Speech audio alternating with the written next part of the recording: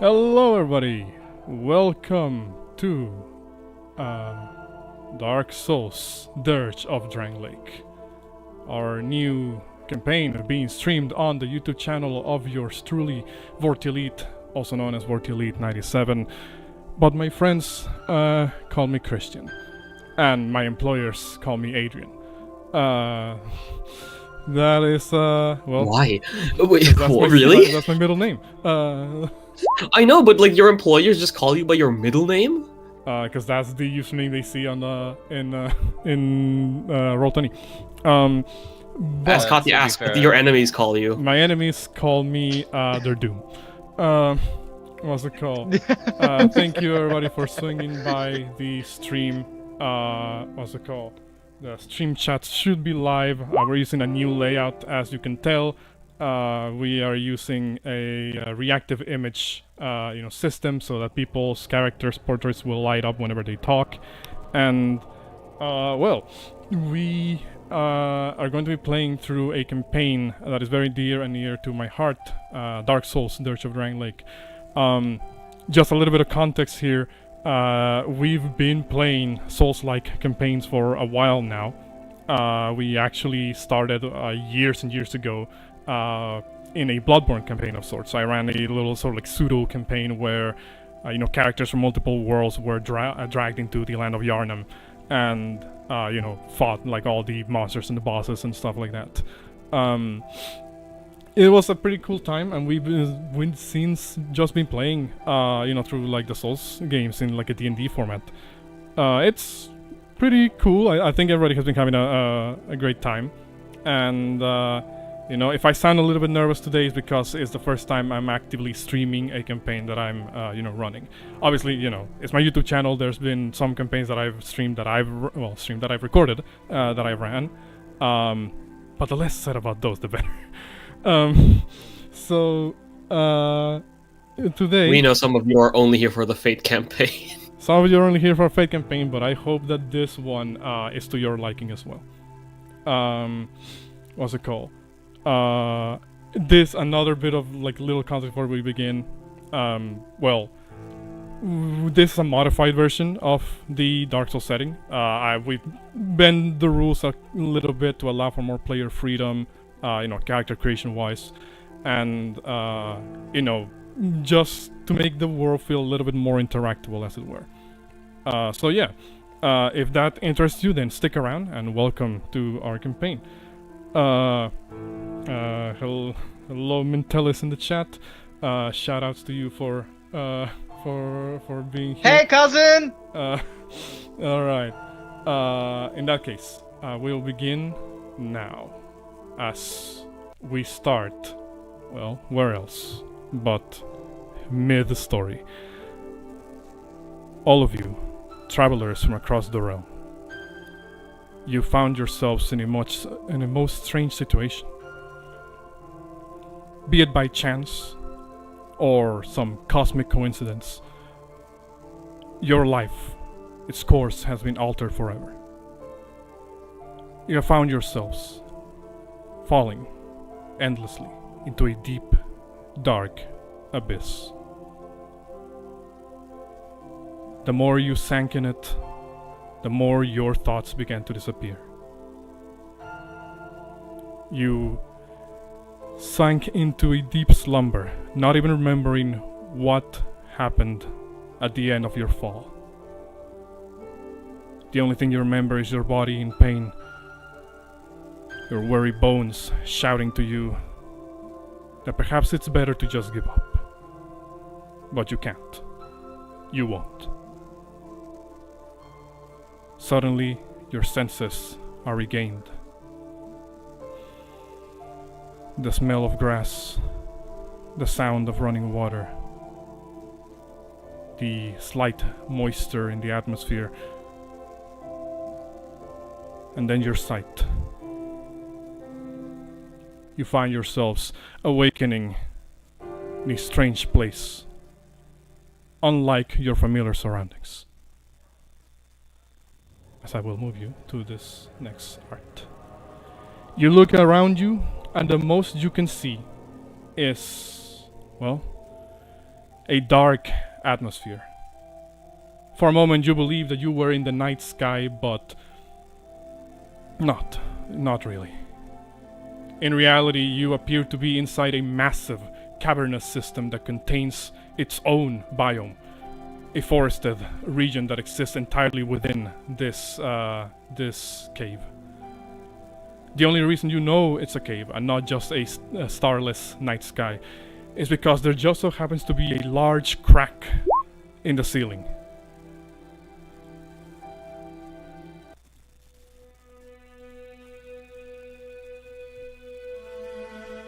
A crack that lets out a sliver of light that illuminates your surroundings, almost looking like some form of moonlight.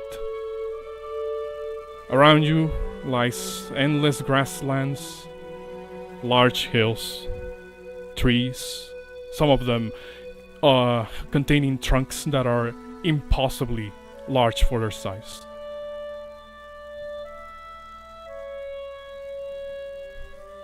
You come to around a gazebo of sorts.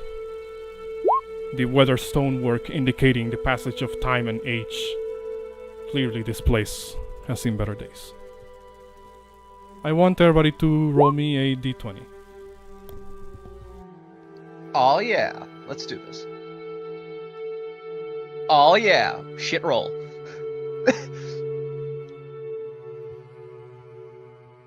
Talk about a self-fulfilling prophecy, Jericho. Yeah.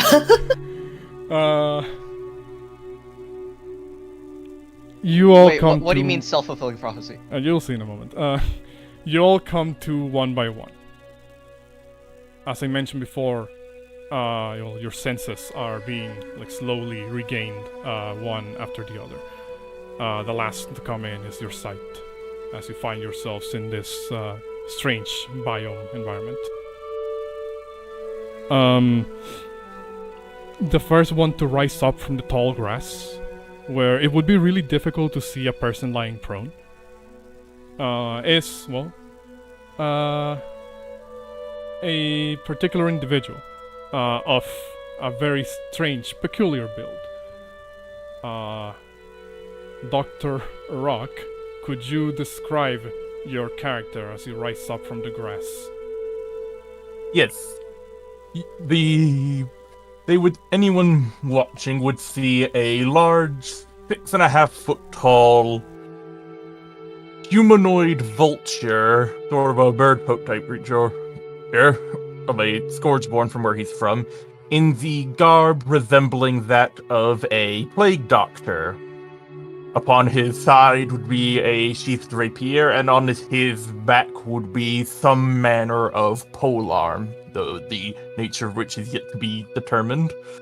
And under his garb, he has his various containers, such as medical kits and other concoctions and items. Grumbling as he gets up, he would then state, mine head. As he would then reach and find his hat, as he would put it on his head as he'd begin looking around, and he'd state, and begin. So, where have I woken up this time? As he would begin looking around and trying to gather his surroundings and recall what happened to him last. That's actually a pretty decent accent. What's it called? Thank you. You would look around, to try and get your bearings, and you would see another person rise up from the tall grass. Their senses having just also been regained recently. This person, Also, however, much familiar in build to you. Go ahead. I was going to say, mild extra bit. He also has 2 large feathery wings, which he generally keeps wrapped around his shoulders as a sort of form of cloak. Just a little extra bit, I forgot. Hey. The other person to rise up from the tall grass, I believe, stands significantly higher above you, Dr. Rock. Perhaps significantly higher above most humanoid creatures you've met. Shield Bearer, could you describe your character? Standing at a 6'6" is a broad I don't know how to say buff black bear with two big front tusks, wearing chainmail, full adventure gear, and wielding a big tower shield. And when he's looking around, he's like, "Where am I? You, who are you?" That is a question, mein friend, that I shall be answering once I know the identity of you and whoever else might be around here. As it seems with you at least, I am not alone. Rose. Okay. And you are indeed not alone. Also, Nathan, that live chat is showing, it just disappears after a while. It doesn't stay there forever. Sorry, random interruption by somebody being annoying. What's it called? Like, try typing something, you'll see it pop up in the chat, I'm pretty sure. Yes, it does work. The next person to rise up from the tall grass, what's it called? Well, appears to be a little bit more, still presenting some animal-like traits, but more on the humanoid side. Valencia, would you describe your character? Standing at 5'8", Valencia is covered in shining armor with deep red wings and a tail poking out the back, making her seem larger than she actually is at first glance. She's always trying to keep a smile to ease the mood. Yeah. Okay. What's it called? Do you have any initial reaction upon seeing the two people in front of you? Right. Valencia would probably just like poke her head out of the grass and just with a slight groan, just like, I really wish my wings were large enough so I could fly. There's going to be some wing jealousy here, I believe. What's it called? We shall see. Almost around that same time, another person would appear from the grass, rising up, very close to when Valencia did. Ace, could you describe your character?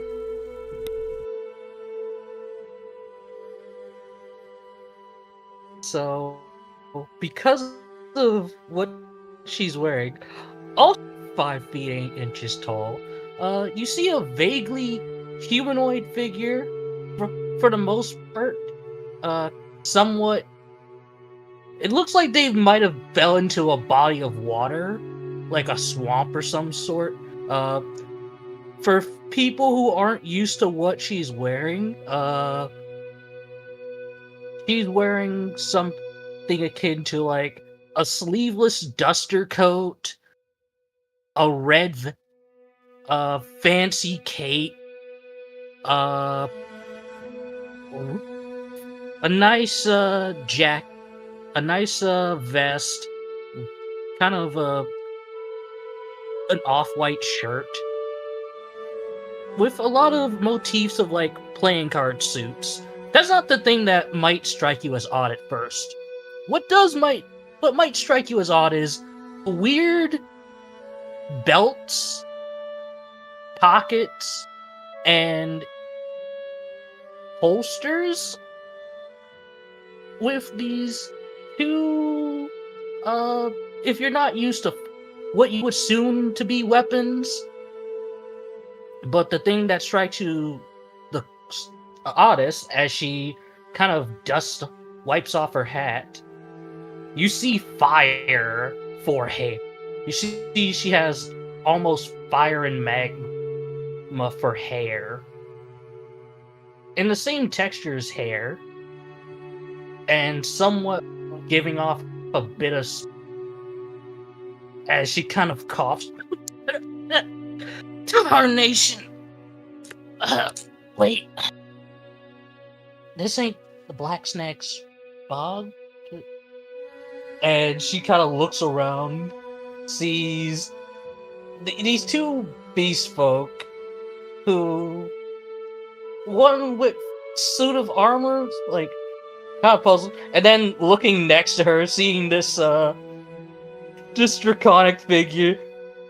She pulls out she pulls out this strange device. You're not sure what it looks like, but for the audience, you'd see like it would be the real world equivalent to a 6-shooter, but where the barrel would be almost like a rail gun with two funky little tracks that starts crackling a little bit of energy. Whoa! Holy smokes! Oh, who are y'all? What am I? You bounty hunters? You with the Silver Stars? Where am I? Oh, no.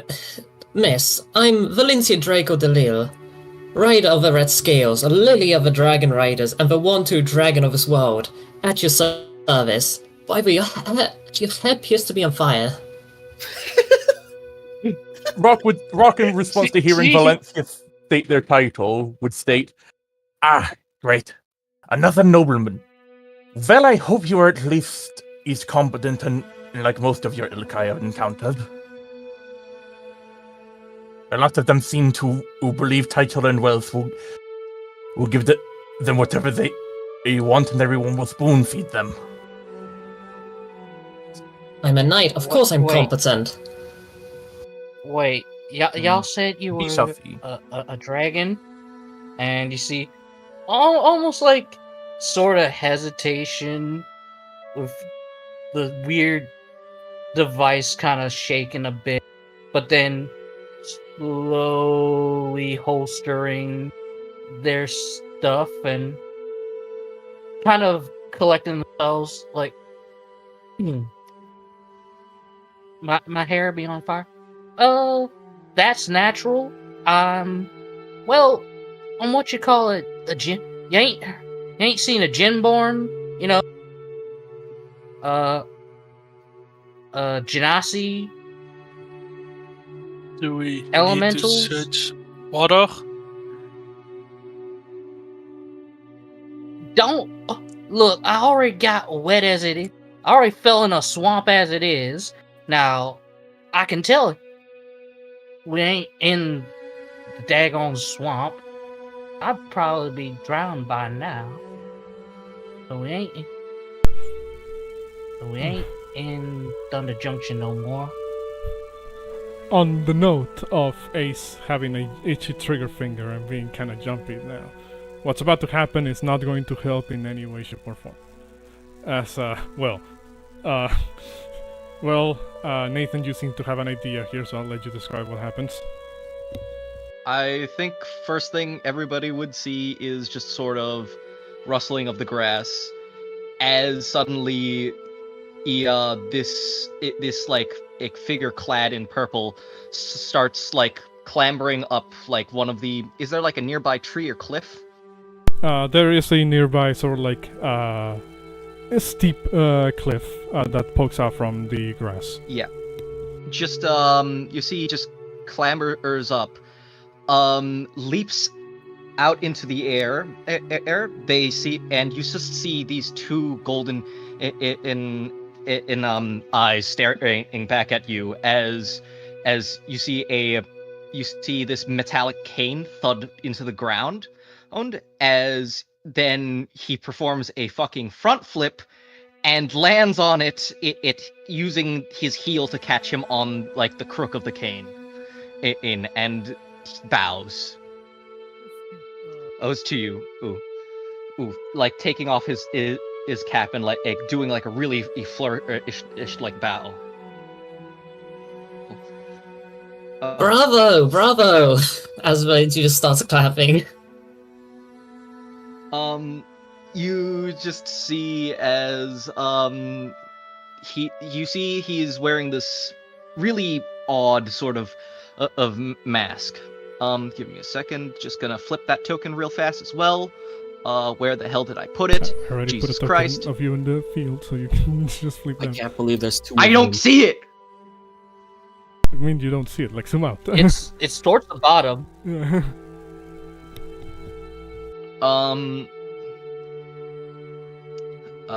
Give me a second. I don't see it. He's Oh, right damn. here across the maze. Might be might be- one of those roll 20 glitches. Well, whatever. Just. What's it called? I reloaded. It's not there still. And, Oh, fuck. What's it called? It was a roll 20 glitch, but it's there now. So let me flip it to the other token. Do you say you want to flip it? Yeah, to the masked one. Okay. This one.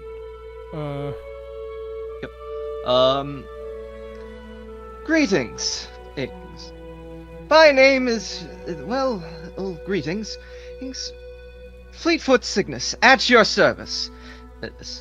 Entertainer by trade, and keeper of a long-dead dream. How do you do? Oh damn, the token isn't showing up. That sucks. Yeah, I was gonna say. Dig. Hold on. I'll well- do something here. But continue. Well, fancy tricks. I know you ain't. I know we ain't in my neck of the woods. You at the circus or something? You see, he like sort of chuckles. No, I certainly wouldn't say so. That's too unnecessary. Why not just stand up? Much faster. I mean, I kind of. It's kind of. I mean, it's kind of cool. I like your style. So, Signis, you said? Yes, I would prefer if you referred to me as Mr. Walker around others, but I guess you could call me Signis and Signis. Well, the last time I met a feller named Walker, that was a bounty hunter who almost had my hide. So, hope you ain't related to him. I'm not quite sure about that, but I doubt it. I'm glad to meet you, Mr. Lord. Not quite sure what to call you with those clothes of yours. Oh, definitely not definitely I am not a noble. These, I wouldn't say I wouldn't say I purchased these, but I wouldn't say that I got them from any sort of nobility or sort of wealth. These aren't any sign of nobility. I see. You seem to be, well, the only person who was in the grass, so do you have any idea where we are? Oh, no, I you just see as he like pauses for a second. No, I unfortunately have no clue. We,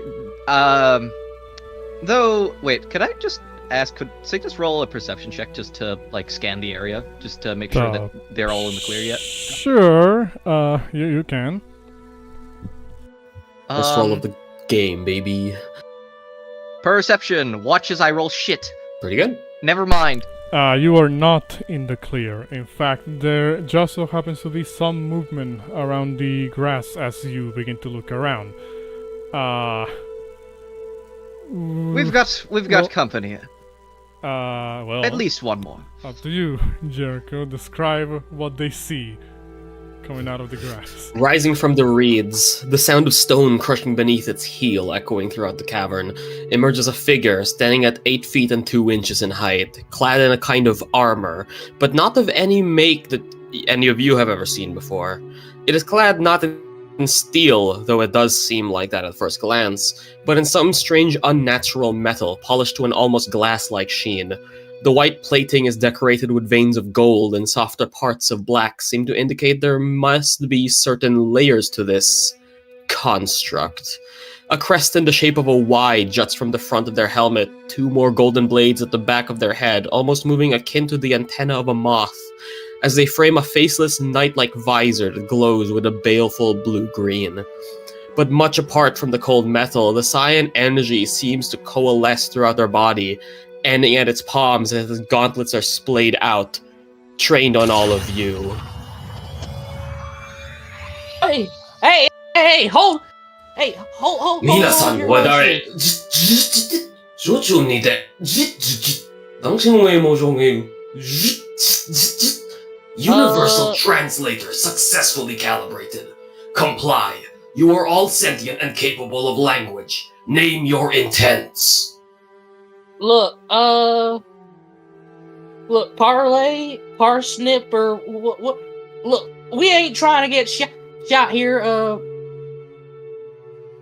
Look here. You a Aetherborn?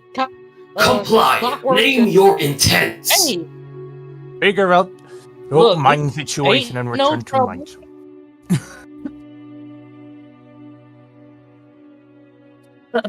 Let me handle this. I see, such lavish armor, a polyglot as well. You must be some kind of knight from around here? I'm Valencia Drangleic. Not just from some- around here. I am a knight of the Iron Cavalry. Never heard of that one before. From the Iron King? I didn't know he had an extra cavalry. I am unfamiliar with this name. I am unfamiliar with this world. I am extraterrestrial. I see. Does You're Signis know what that close. word means? You all talked at the same time. I could not hear what the fuck anybody said. One at a time, y'all. A said, so you from another plane? That's what did Valencia say? Ah, you're one of those. And then what did Signis say? Signis didn't say anything. I just asked if Signis knew what that word means. Like what word specifically? Extraterrestrial. Extraterrestrial. Make me. I'll give you advantage on this, but you can make me like a history check.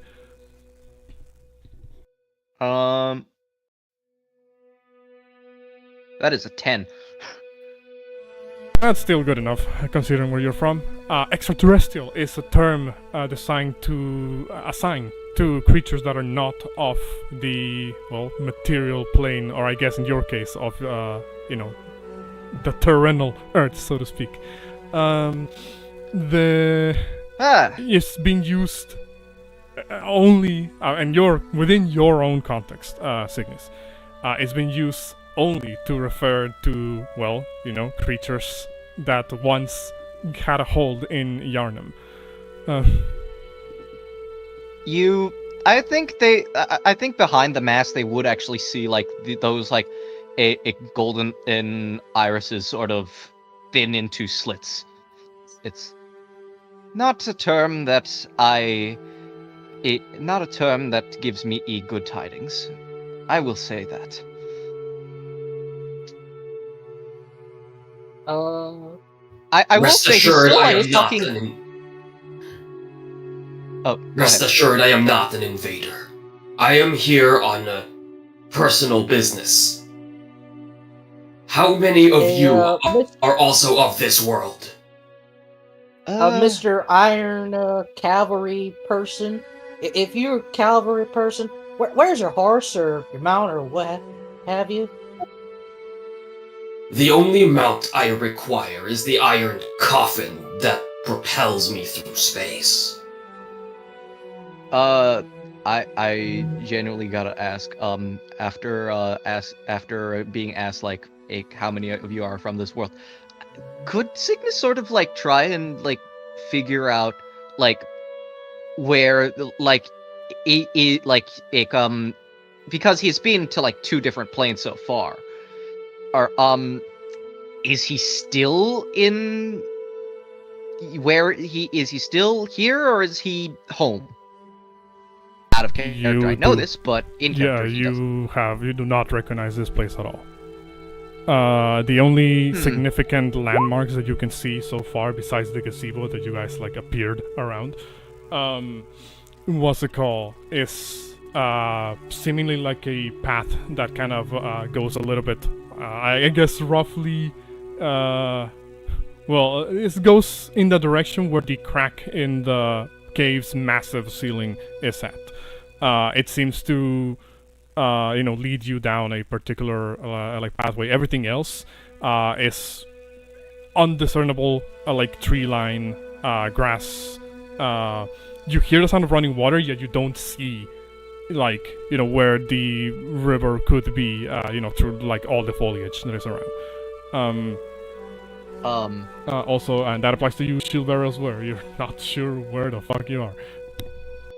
Signis is just going to like, you see like his like a gloved hand comes up to like scratch his chin where the mask is, and you like he does it like he's actually like theatrically leaning forward. He's like perched on the fucking cane like a bird, basically. And he's like looking around, just says, last place I was Drangleic. Not sure where this is, however. I do believe we're still in Drangleic, just... Valencia looks up. Well, I fell down a hole. Rock. Well, As embarrassing as that is to admit. I jumped into a river. Also, I think I found a workaround for Signis. Master cannot appear, and I'll give me a second while I do something real quick. But continue. So, If you Rock would want Oh, to good. say you Miss Valencia Draco from Drangleic fell down a hole? Really? Well, I was, sitting on my horse, enjoying the ride. I wasn't exactly prepared for this. I expected more after everything I heard of you. Oh, come on, everyone makes mistakes. Wait, I Anyhow, how did you all get here? That's I Rock, jumped into a river. Hold on, y'all. Rab's trying to talk. Yeah, Rob's trying to say something. Rock- Go ahead. Rock looking around that everyone seems to be up and no more random people seem to be rustling from the bushes. You go, He be muttering to himself, two humanoids seemingly of male build, two of feminine, one unknown. Very well, seems no one else is awakening. My name is Dr. Rock von Heimdall. Well, I was gathering herbs for mine concoctions, then I suddenly got caught in a storm and fell into a river due to not being able to use mine wings due to the weather. Now then, it seems the most logical conclusion is that to get out of this situation is that we will work together. And for this, I would ask that you fill out these. You would then proceed to hand everyone effectively a medical record to basically list height, how heavy they think they are, sexual gender, blood type, if they general medical shit, and then at the top is their name. It's mainly just, but it's definitely not marked as important as the rest of the list. I think any allergens. I will not etc. be disclosing any member of my identity to you. Wait, is Atlas still like fucking pointing the damn blasters at everybody else? Yes. Signis, Okay. I think at this point Signis would probably like get off the cane, just like sort of like pull it out the ground with like a very quick ick motion, and then like start swinging in wide arcs before he starts approaching and just says, "Calm down. There's no reason to be skittish. I can assure you that at least I don't mean any harm." Okay. Here's the thing, Slick. Mhm. Could you point your thunder blast away from folks? Like I said, we ain't here to hurt you or nothing. Just trying to figure things out is all. What's it called? They do eventually lower their hands, the glow kind of diminishing as this planetary sphere's designation is Drangleic, correct? Oh. I cannot be sure. That is one of the East nations on this place, yes? Glamoth military regulations require me to inform you that the swarm has reached your planetary sphere. I am here to destroy the swarm, create communications, and return to my unit. That is all. Are you? The swarm? Pardon me, what could question. you perhaps? Go ahead. What's it called? They just kind of look at all of you and just kind of go. The swarm is an entity created by the propagation. I understand that these words may mean nothing to you. But, for a simple explanation, they are insect-like creatures with powerful carapaces that can multiply without requiring nutrients or fuel. If allowed to persist, they will instantly engulf entire planets. They must be heard of extinguished something like before it is too late. That is I an think- interesting metabolic structure. I think Signis would Question. sort of. Hold on, I think Nathan was Miss- talking first, so go ahead, Nathan. Go real quick. ahead. Signis would sort of react to that comment about and start after Atlas starts mentioning like all the different things about the swarm. It just says, well, that could be quite debilitating, I believe. But are you sure that the swarm is here? I personally tracked it down, escaping from one planetary sphere to this one. I can identify it as a new form of the swarm. Its location, unknown.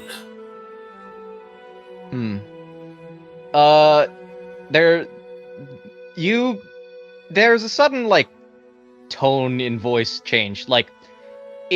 He goes from that sort of vernacular to just something a little bit. He goes to something a little bit deeper and just says, odd. Didn't think beasts would be prowling around like that. Would prowl around here. Also, So you're seeing there's a danger which threatens the entire world? Indeed. Valencia's eyes sparkle. what's it called? Also, Hey, hold your horses real quick. Mr. Extra. I was gonna say, I think My bad. Signis token finally updated. That was a really weird glitch that it was not showing the other side. But there it is, the masked version. We're getting Uh, there.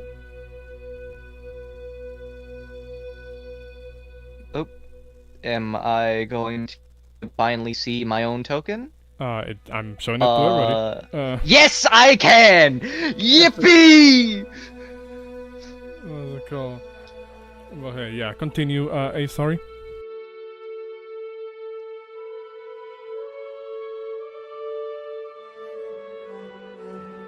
Bard?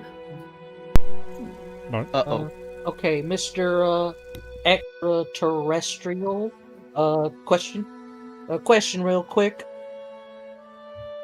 I will provide an answer You to the said best you're of my from abilities.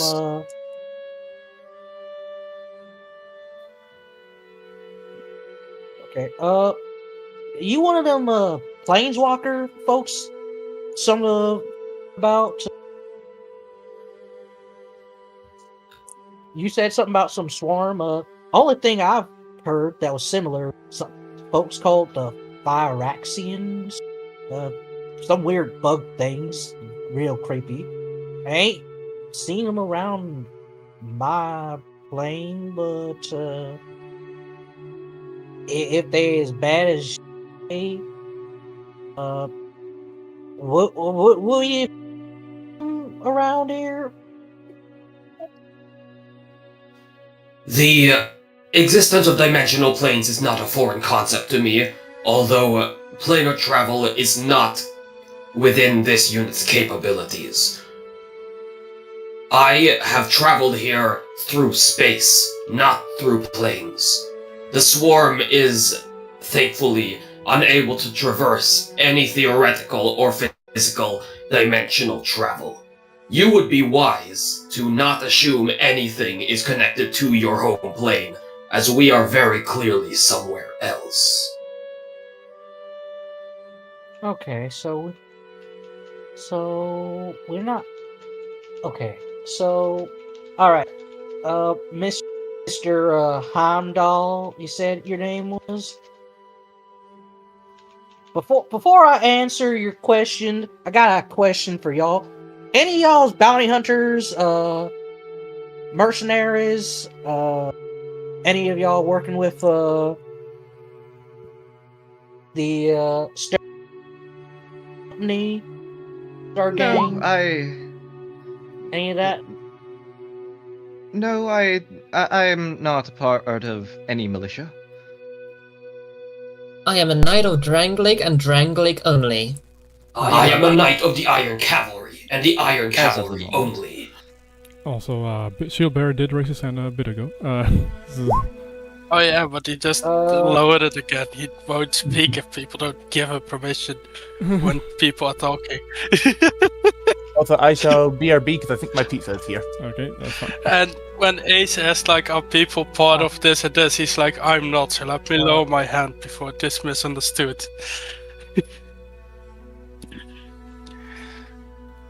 Yeah, she sees like Van's raise his hand and then.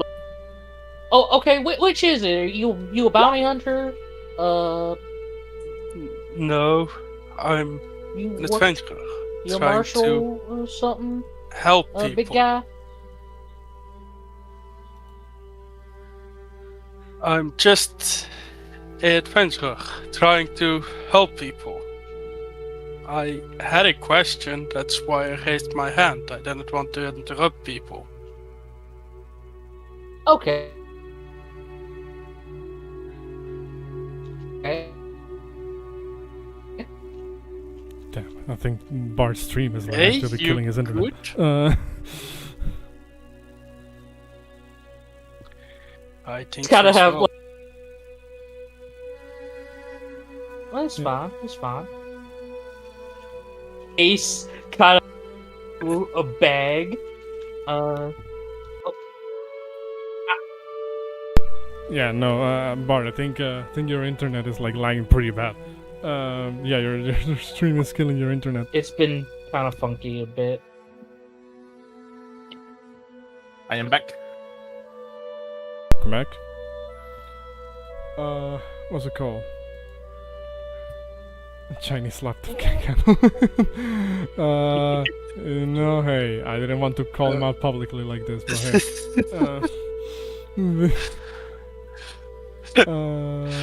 Well, hey. I guess what's going to happen now? Actually, hold on, Bart, are you here? Go ahead. Yeah. Hello. Yeah, can you hear us? Okay. So, yeah, Ace. I can hear you. There's guys. still a delay. Mm-hmm. Can you hear me all right? Yeah, We can hear very you bad alright. delay. You're delayed a little bit, or you know, either we're delayed on your end or you're delayed on our end. One of those things. I think it's you guys are delayed on my end. No, I'm pretty sure you're delayed on our end. Either way. Someone's delayed for someone. Yeah. So essentially, Ace kind of goes into her bag, kind of roots through what you might assume is a bag of holding for folks who know magic items, and she gets out this piece of parchment, and she kind of looks. Okay, it's still good. All right. Before I show y'all, ain't try. Okay, so I guess this would be fine. It's not it's not in their jurisdiction anyway, so should be safe.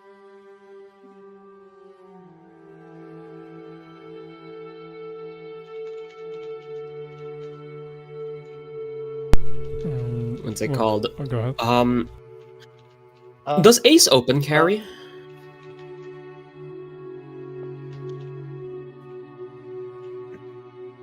Ace pulls out.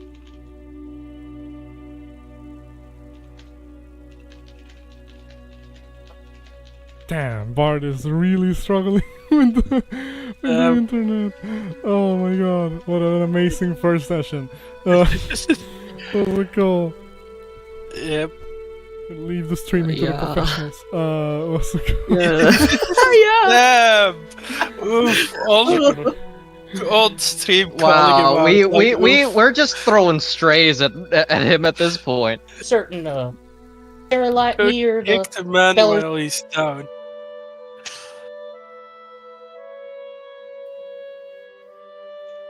talking. I was waiting for people to respond. She just said, "Hey, my name's Ace, and I'm a gunslinger. I'm a thunderslinger. And hope folks aren't looking to cash in." What's it called? Does Ace open carry? Yeah, she has essentially some holsters that you can kind of Okay. see underneath her duster coat. Atlas, this gigantic fucking mech is gonna walk up to you, grab your shoulder, turn you around to face Valencia. Dragonoid, Yes. do you make of these items? As they pull out one of the the firearms. Hey, hands off there! Can you identify these primitive firearms? You mean Ex- dagger? Actually, Signis would sort of walk over and just be like, well, those are certainly interesting. Do you mind if I examine one?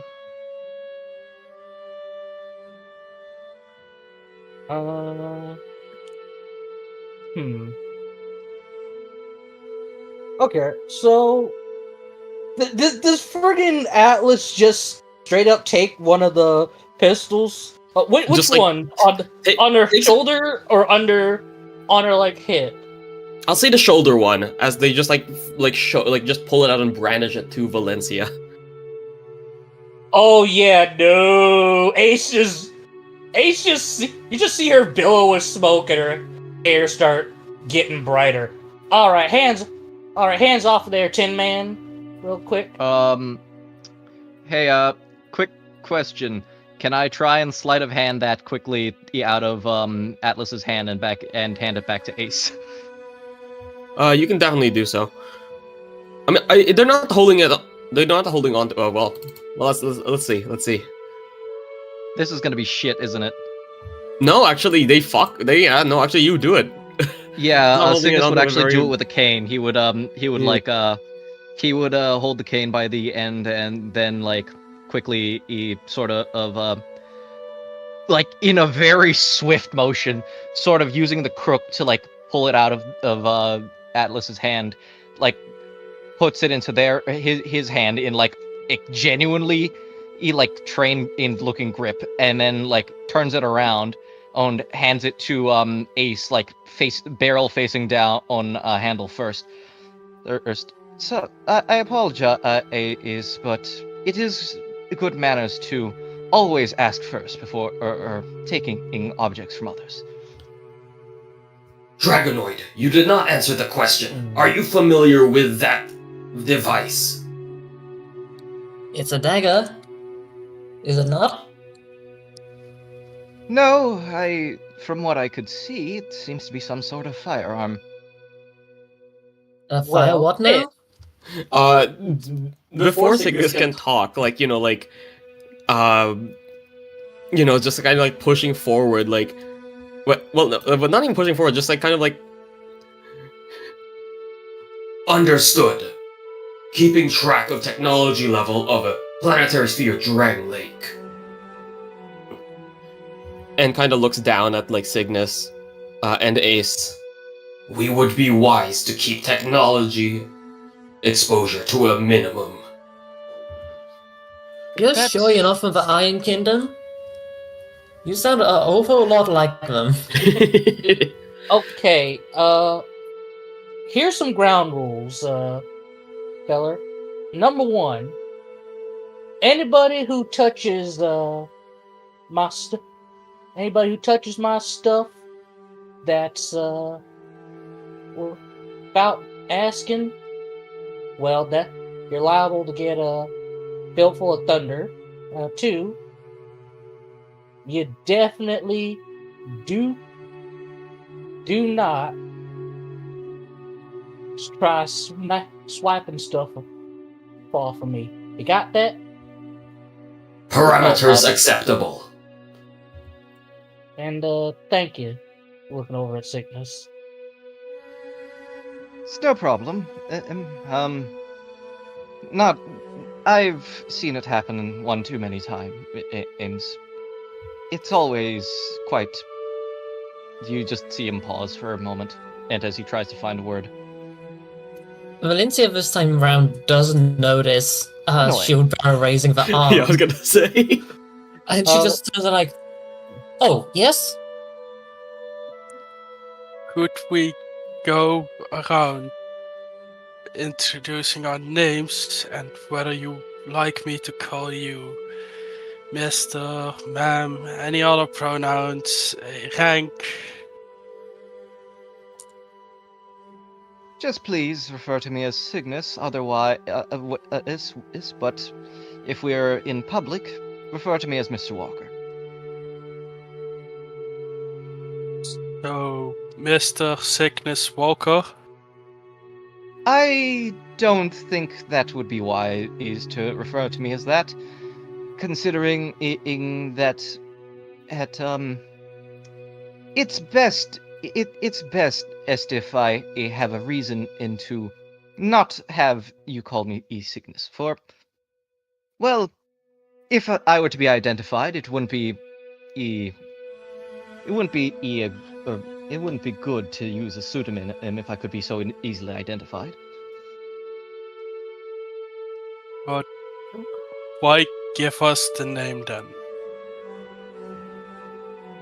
Well, You don't know me. Well, it seems we're stuck in here for the long haul.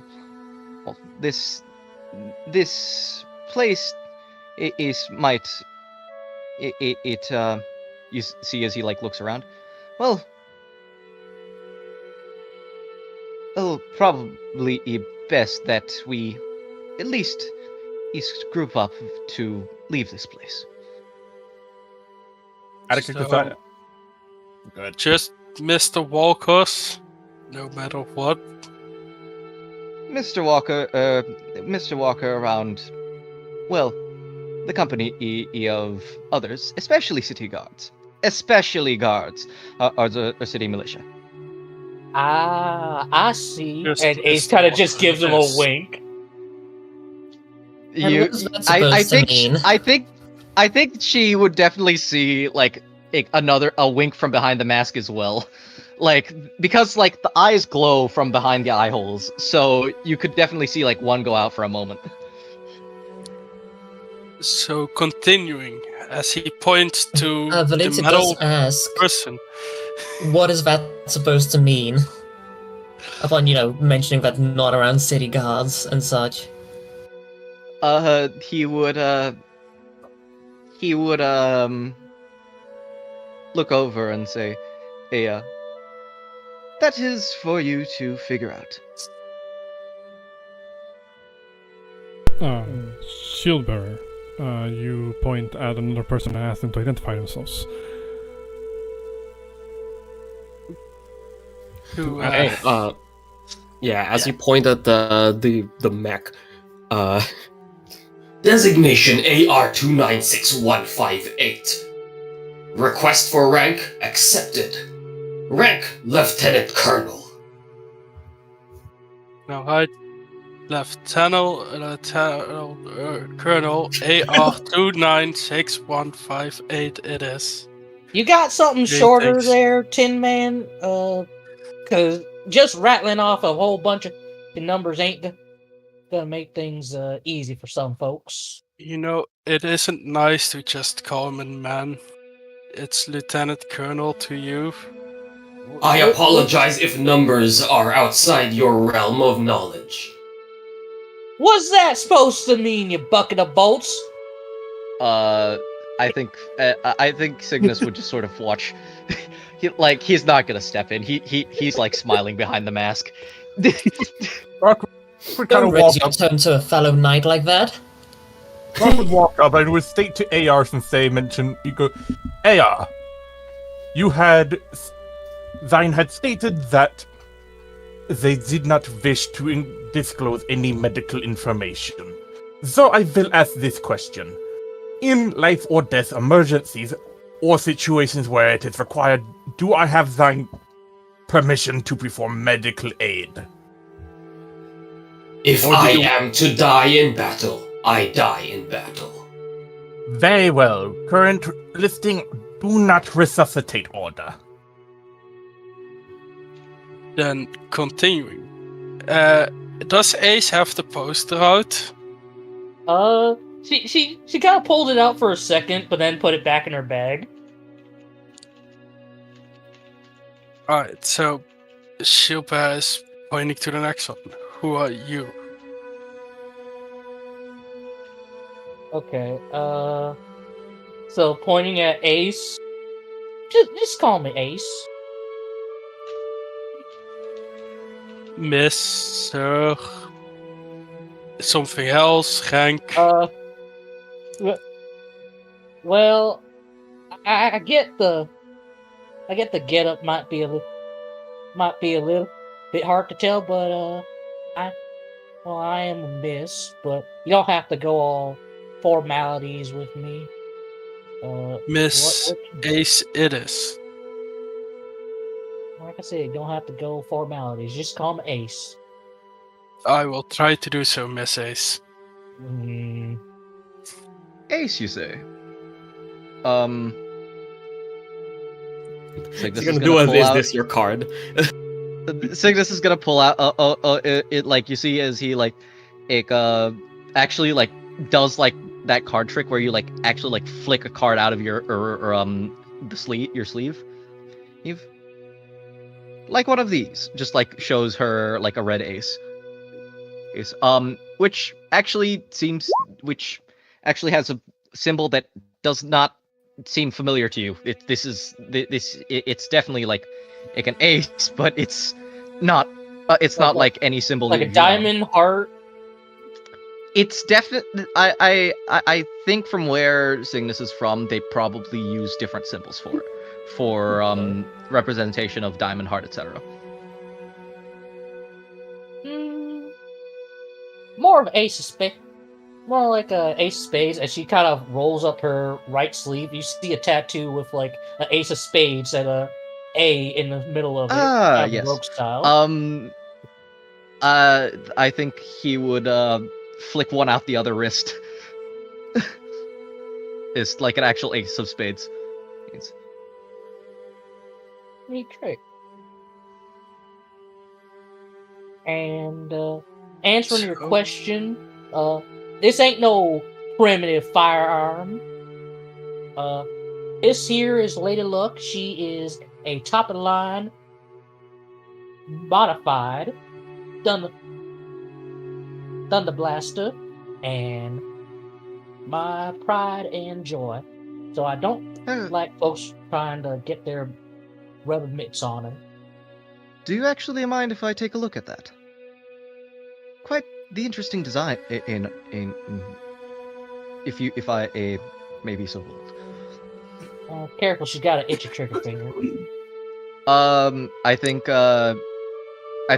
Ace would probably see Signis like takes hold of it in a way that makes it very clear that he's familiar with this kind of shit. He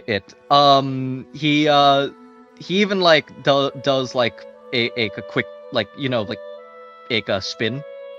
What the hell is it called when you like spin like Pistol the roll. revolve?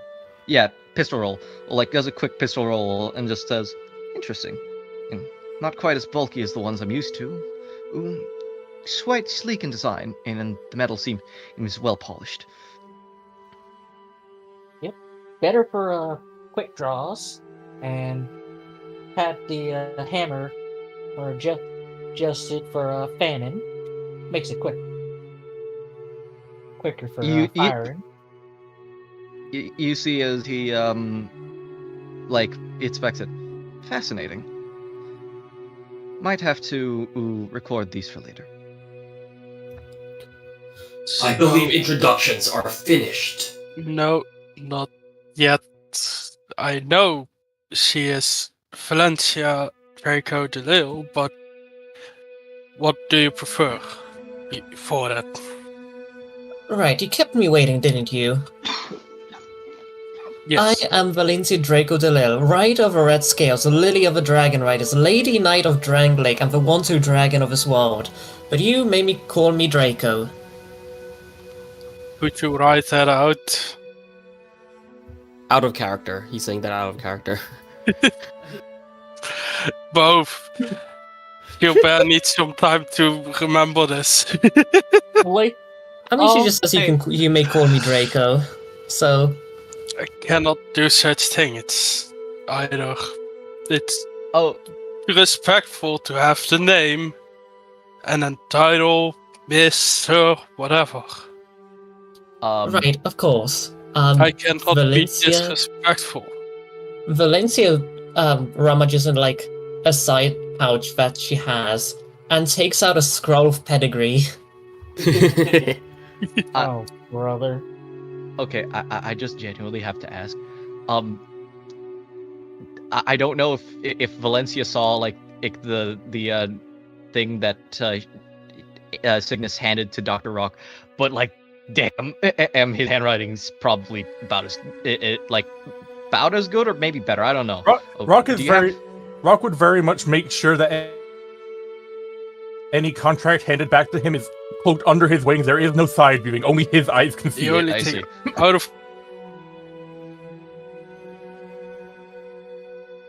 character is you know what you've done. You to say all of it every single I time. will. That's the thing. What's it called? Ooh, There is a character reason for it, but you know what you've done, right? You're gonna make Valencia so happy. Yeah. Then Dragon. he's going to the next one. He's like, "Is Doctor your title or name?" It is mine title. Mine full referentiation is Dr. Rock von Heimdall, though you may call me Dr. Rock, or Dr. Heimdall. Dr. Rock from von Heimdall it is. Thank you all for saying this. I am Shilber. We should get moving.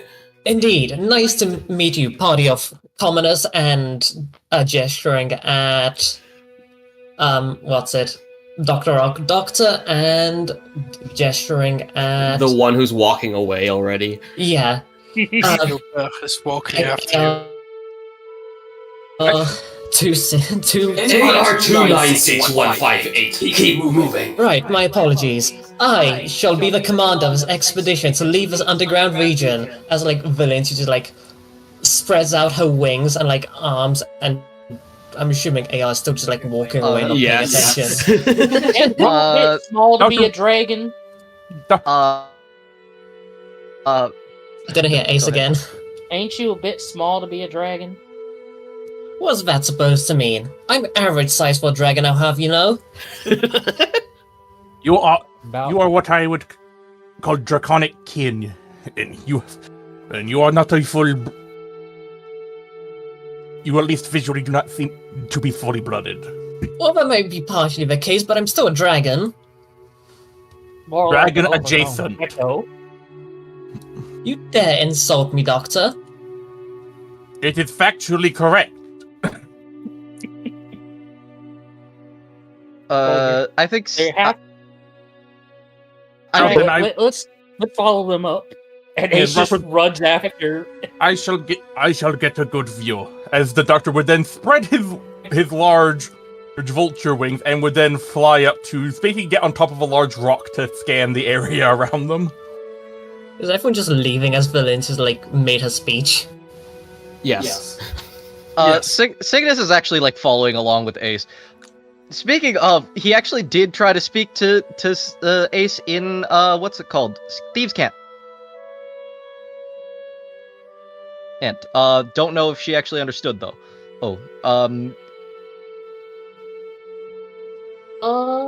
You tried speaking to Ace and Thieves Camp. She kind of picks up. You get the feeling she might understand, but doesn't know the whole deal. All right. Is Nathan lagging for everybody else? Code, I guess.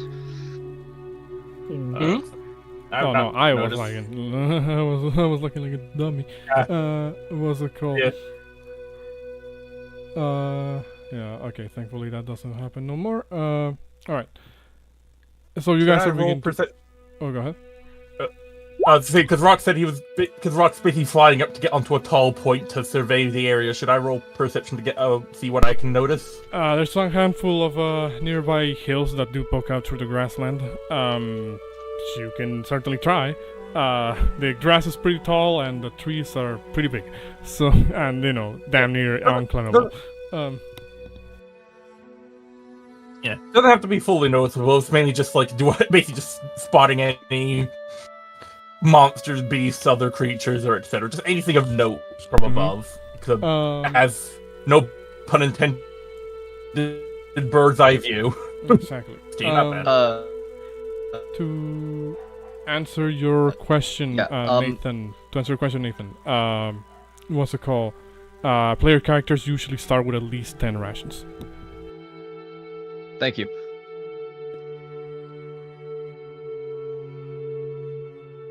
Okay. How much do those weigh?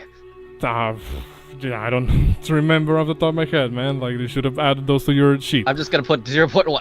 Yeah, you should have added those to your sheet a while back. 2 pounds per. Yeah. What's it called? You guys begin to walk through, a very narrow pathway. Narrow because of, a combination between the nearby hills that kind of make this formation almost like an archway, and also the large thick trunked trees that permeate the area. You do notice that Valencia seems to be lagging behind significantly. Walking at a very leisurely pace. I should be a big uncle. What's it called? It is a little bit jarring, considering your initial introduction wouldn't indicate that would be the case. Wherever you guys get to, it takes roughly Valencia an additional 3 to 4 seconds to be to the same location you were at. What's it called? You begin to walk for what feels like roughly a couple of minutes, probably 5. And you start noticing changes in the immediate surroundings. The grass becomes a little bit less dense, the trees a bit more spread out. Not as big or as smooth as they looked like before. What's it called? There is a change in the atmosphere, kind of. As you begin to feel like the moisture in the air begins to kind of fade a little bit. you begin to see that ahead of you lies a particularly wide clearing, surrounded on on one of the sides by a face of those inclined, steep cliffs. These ones appear to be almost completely vertical to the ground. You would notice that there is a archway of sort of like a cave entrance almost that kind of goes through those cliffs. You're not sure what lies ahead, but it does seem like it could be a way forward. On the other sides of this particular clearing is just miles upon end of seemingly like impassable tree line, except for one. On one of those sides, you actually notice a cliffside. It doesn't take you too long to look over it, but you see that there is actually like a sheer drop into a massive dark body of water that seems to be the source of the river sounds that you keep hearing throughout all of this area, echoing seemingly endlessly due to the sheer acoustics, an echo of that the cave is providing for this location. What do you say? No, I was just saying, Jesus Christ, like this is a fucking gnarly fucking place. It's about to get worse. What is everybody's passive perception? No. I think 15. Just curious, did we go over what I spotted with my thing? Also, my passive is 14. Oh, yes. 14. 14. It's 14. With your perception, Dark Rock, you would have been able to see like all these paths that I just described ahead of time, and you could also see that beyond the cliffs, there's like this like seemingly even larger than anything else, like tree, that seems to be on the way down of the current path that you're taking. So passive perception 11, 15, 10, 14. Atlas, Shieldbearer, Rock, and Signis. You will be able to start noticing some movement in the nearby area. You see that from the last bit of the tall grass that still remains in this particular clearing that you're at the moment, there seems to be a number of different things moving in the tall grass. 2, 3, probably like 6, maybe more of these things seem to be moving and following your movements as you proceed through this pathway. Comply! Do you understand language? Do you call out to these figures? Yeah, as they point their fucking plasma like gun at the creatures. Sylvan base folk. Who goes there? So you, Atlas, you call out, comply, show yourselves. Shieldbearer, you hear Shieldbearer just kind of roar, basically, or growl, in like akin to like a bear sound, but it seems to be almost like directed towards the same figures. He said again, I will not access such wording policy immediately. What's it called? You see that the movements stop, seemingly, and from the tall grass, strange, small creatures, as in mechanically small-sized creatures, seem to appear. The creatures themselves appear to be bestial-like in nature. However, they do seem to move in such a way that indicates that they are quite used to walking on their hind legs, akin to, a humanoid would. The creatures seem to appear one by one, and even then you're not sure if all of them are coming out at the same time or if there could be more, hiding in the tall grass. You see as these creatures, upon, coming into the light that is still provided by the gigantic crack in the ceiling of the cave, they seem to appear almost dog-like in nature. What's it called? What the fuck? These creatures seem to show themselves from the tall grass and seem to stare at you with a degree of intrigue, curiosity, as their big, sort of like bright yellowish eyes seem to, almost reflect that little light that enters this area. What's it called? Like, Atlas kind of lowers their blasters and just says, "Logging these as wildlife of Drangleic. Continuing forward." On that note of wildlife, Shield Bearer, you who are more familiar with the natural world of Drangleic, and would Signis also know? Since and I'll say Signis because you've you know. been around Drangleic for a bit prior to the story. Both of you would know that these creatures are called kobolds. They are a type of canine-like creature that exists in, well, usually around the forests of Drangleic. You're not sure where, obviously, with the context of you not knowing where you are specifically, you are confused as to why or how these creatures got here in the first place. Well, granted, the biome within this cave is a forest to some extent. But it doesn't seem, like their usual habitat. These things, appear from the trees, and as you begin to move, a couple of them seem to move, like ahead of you, and also kind of like seem to position themselves such a way that they're not really like on your way, but they're closer to where you would walk through.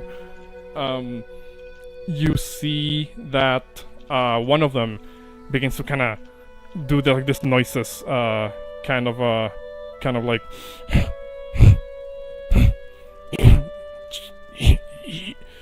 you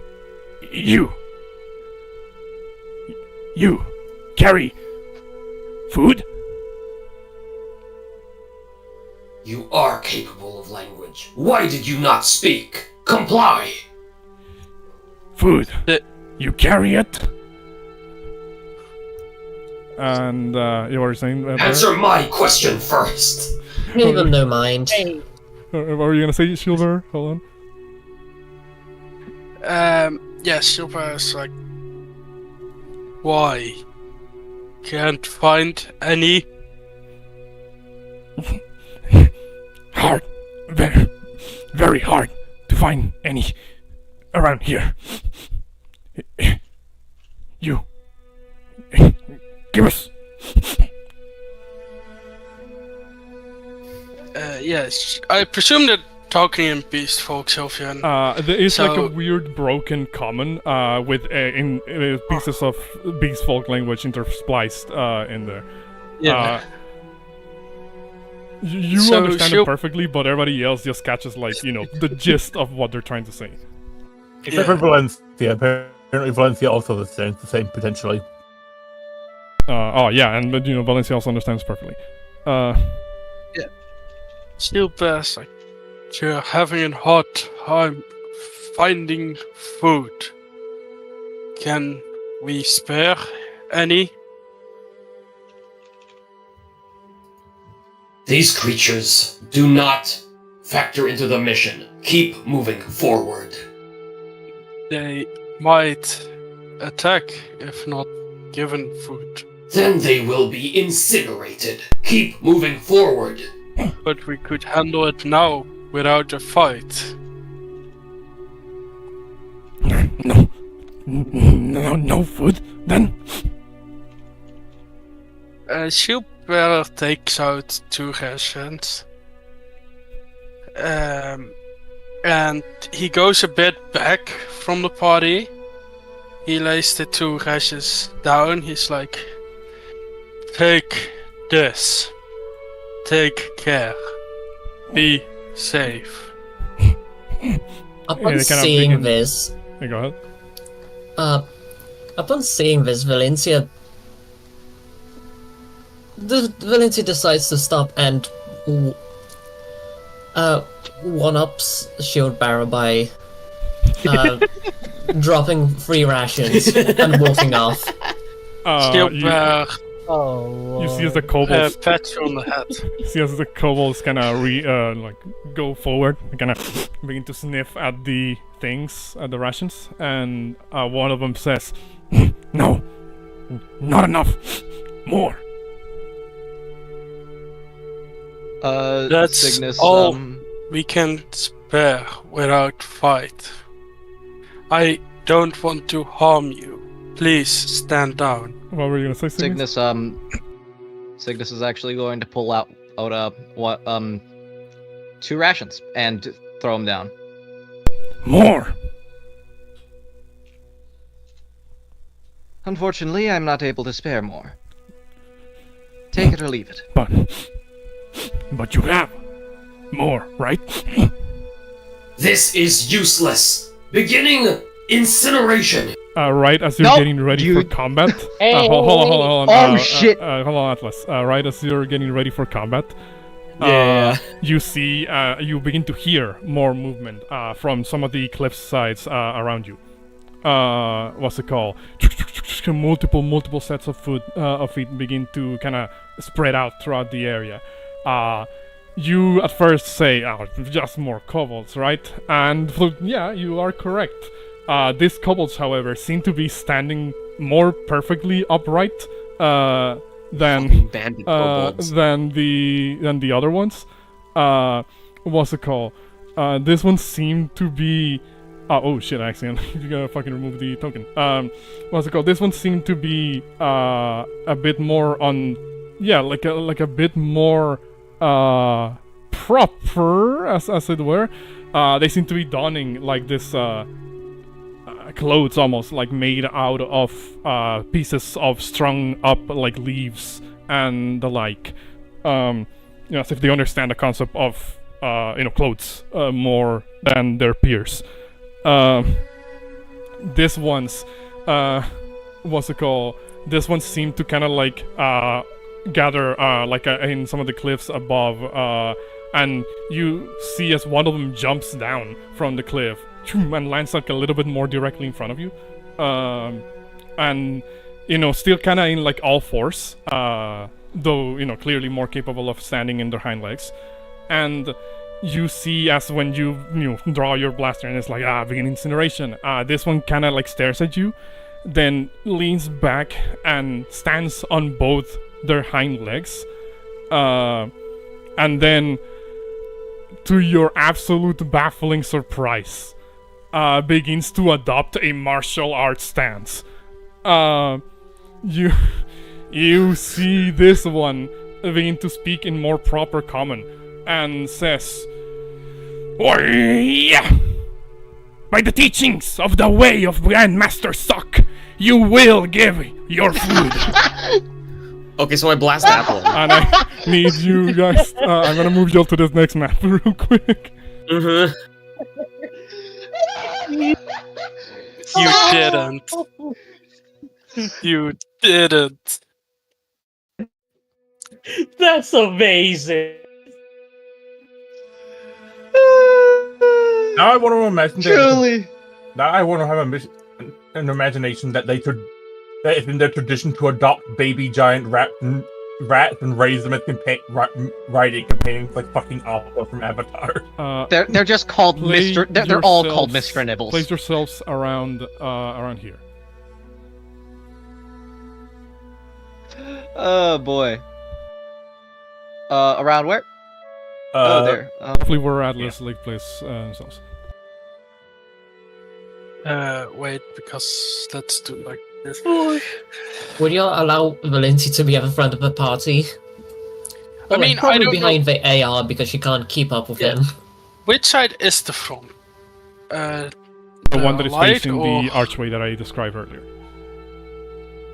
Yeah, in that case, where's the other standing kobold? Because Shilbear would be besides I AR. will say, there's a lot of fucking kobolds around, so give me a second while I place down their tokens.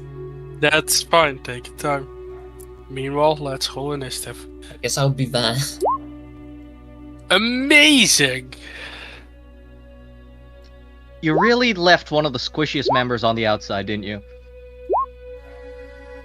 I mean, yes, Gilbert would walk up front Damn. with AR because that was his order. Valencia would be at the front if she was faster. Sounds like a skill issue. You're not Hey. wrong. What was Valencia's reaction when she said to Rock that he was insulting her and he just stated it's factually correct that she's dragon adjacent? She basically scowled at you and just Oh, dear. walked away, ignoring you. It's like he has no problem calling you draconic related, like that's a fact, but he's not gonna call you a dragon because that's just factually wrong. Well, that's insulting. Hey, Vorty, I just gotta ask. Do you think these are beastly enough? For what? No, not really evil. Mostly just like in terms of do you think this human, if that's what you're asking? like they're not human, but they are they within the realms for someone of Signis's teachings to consider or targets? Not exactly, because they were born that way. They're not, they weren't turned like that for any particular reason. So then, and this is just going to be him going non-lethal. Let's fucking go! Way of Sock Kobold! Uh-oh!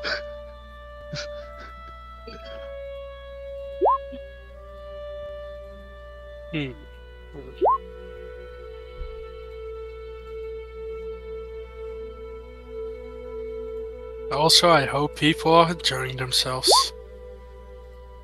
As We well as the are- viewers, as the players, as the DM. What's Oh, it called, Vorty? So, At first I thought that, you guys are going to run away because there's so many of them, but hey, I should have known better. I tried, alright? Gilbert is a good guy. He's a kind guy. Does my attack not count? Because No. I Well, it does, it's Yeah. just an 8. So yeah, but guess what? I do have graze. Ability modifier used to attack design is the same. And plus the other kobold within 15 feet of it would have to make a dex save as well. Well, it's a good thing they're proficient in those, huh? Mm-hmm. Am I missing a kobold? No, I think that's already. No, we can take them. I like how. I like you said. I like this encounter, Vorty. Because it would. He would just be a grandmaster. Well, shit. For the viewers, the reason why I'm laughing so hard and most like a number of us are actually quite happy about this is the fact that in our last campaign, Sock was one of the characters. Yeah, this was my old monk skin. And he was a kobold too. And he went back home at the end of the campaign. So, yeah, now he's just a grandmaster teaching disciples. So, yeah. Well, friggin' A. Alright, 2 fire and 4 fire. Okay, in that case. Not enough Wait. to take either of them down. That's fine. Wait, did I actually roll the highest initiative? Fuck! Yeah, we got jumped by kobolds. Sock taught him well. I'm going to switch to a combat music. Hopefully I don't get copyright strike if I use the 3 soundtrack. Thank you. Let's hope. Let's hope. Sure, we'll start with 9 Blaze, because that's just really funny to use.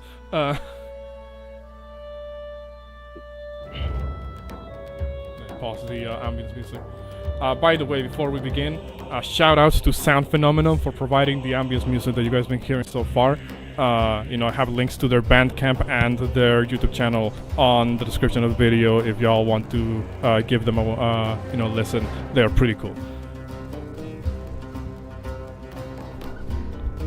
Okay, so we begin our encounter.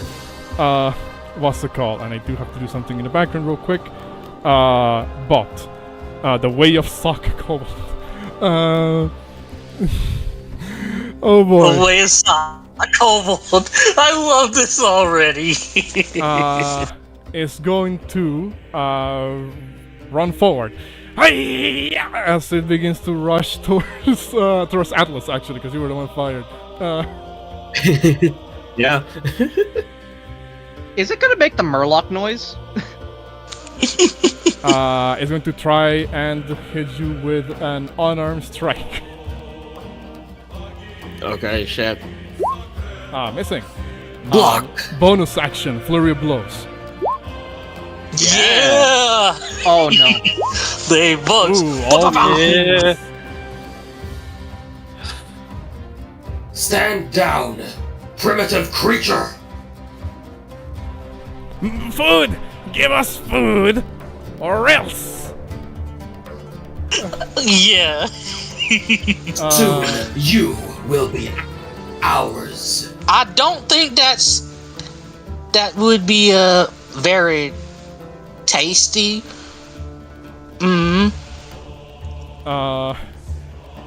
What's it called?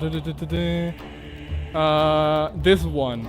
The way of sock kobold that is in front of you, Atlas, says, "Now, as I taught you," in beast language. So only those of you who speak beast language will understand. What's it called? This one at the far back, you see as it pulls out like a rock from the ground and does like this very finesse sort of like movement with the flick of the hand and begins to throw it at Atlas. They actually have to move like a couple of feet forward. I was about to ask, are they fucking earthbending? Yeah. Friggin'. Let's see how. Shit, my bad. I taught Sorry. these dudes. I keep forgetting to actually like flip back to the screen so it updates the map. My bad. What's it called? Thank you. Sorry for that. We're a technical bug that happens when I try to record, using Roll20. I keep trying to find a workaround, but I can't. Alright, so here's what we're gonna do. Every time I roll. So because of pack tactics, Atlas, there's one of them next to you. So this one is going to hit you with a rock throw. 21. I rolled. Did I roll to GM? Yeah, I roll. Or No. It rolled for us. Yeah, we feed the 21. 21. Yeah, Does that that hit? Yes. Okay, in that case. Oh well, What? I clicked with the wrong screen. 3 points of bludgeoning damage. What's it called? There we go. Activate retaliatory ignition. I am going. I am. Signis is gonna do a little thing. Actually. No. Oh, okay. Fuck yeah. Thank you. Accelerate, decelerate. So roll me the thing. D6 plus my spellcasting modifier. So D6 plus 4. There's no fucking way that you're gonna take damage. Yeah, I know. I'm You sorry. already have a +4. They dealt 3, so yeah, you wouldn't be able to. So no damage. Doesn't matter. They have to make dex save for Hellish Rebuke. Yes. They succeed. So they take 5. And damage, not damage. quite enough to take them down, but they do look pretty hurt. Pretty good. You actually, he just throws a card at the fucking at the rock and like knocks it out of the way. That's horrifying. What do you mean? What's horrifying? How can a card do that? Exactly. They're pretty strong cards. They have like a metal edges. What's it called? That is it for this kobold. Another way of sock kobold. This one is going to also rush forward. Again, Atlas, you're the one that drew the rat. Actually, I heard you say drew their rat. I'm like, oh, okay. Imagine. Oh, yeah, this Mr. one- Nibble. This one can't make it. They have 40 movement, but they can't make it to you, Atlas. So instead, this one is going to move over there and then make a rock throw with advantage. Okay. Keep opening the wrong kobold fucking stat block. Hold on. Missing with a 10. Other way of saw kobold again rushes down right here, and is you already know it. Honor strike with advantage. Missing. Flurry of blows. Misses. Flurry of blows makes 2 more. Damn. Wow. Missing. Is missing everything even with Like, advantage. it's... These fucking kobolds look like fucking Raiden, like, punching Armstrong's, like, chest. Just, like... like, KR296158 is not fucking flinching. How long did that take Very to tough. practice? Very Yeah. tough. Says this one. Signis, it is now your turn. Signis is going to look at Ace and is going to say, "Well, this is quite the predicament, and it seems I believe between the two of us, we likely are the least able to take hits. Should I clear a way for us to run?" Well, it should help. Don't want to get bushwhacked. Signis is going to just fucking he is going to pull out 2 cards, and I'm actually going to use Wapow. Oh, I'm going to throw those. Oh, Article 33 of Goloth Military Regulations. Retreat is permissible only in death. Well, good thing I'm not a part of the Goloth Iron Cavalry. Gonna throw 1. That's a 17. Let's see. Okay, part of you. Wait, what the fuck? I think I copied the wrong one for Nick. That's supposed to allow me to still have my bonus action while using a thing with the light property. Yes, you do. To attack twice. It's just that I don't deal the extra. I just don't deal extra 1d4 or piercing, basically. Sorry, I don't deal. You don't add your modifier. Yeah, I don't add my modifier. That's the second one. Yeah. I don't know if it's in 24, but that is just a 2. That is just a 2. Okay, so hold on. The first one hits fully, but then the second one just hits for 2 points of damage? Yeah, because that's how that's how like offhand attacks work, basically. Yeah, unless you have 2 weapon fighting like I do. Yeah. Okay. Who were you targeting again with this? That one. Sorry. That one. The one Yeah. directly behind you? The one that was fired by the color tribute. In that case... This one. Yes. In that case... the first one will actually be enough to take it down. How do you take it down? Signis actually aims for the ankles. He hucks it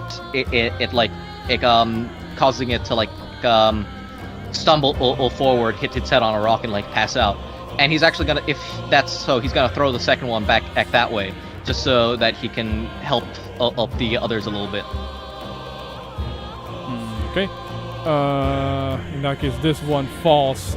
You hear this one yell out in pain. So just to clarify, that was a non-lethal strike, right? Yep. Okay. In that case, this one is out for the count. And the second one, Signis is... you still have the second one because the first one would have taken it down. So. Oh yeah, I forgot. I forgot. I also have sneak attack. So the second one's actually gonna have a 2d6 added. Mm-hmm. Who are you aiming that one to at?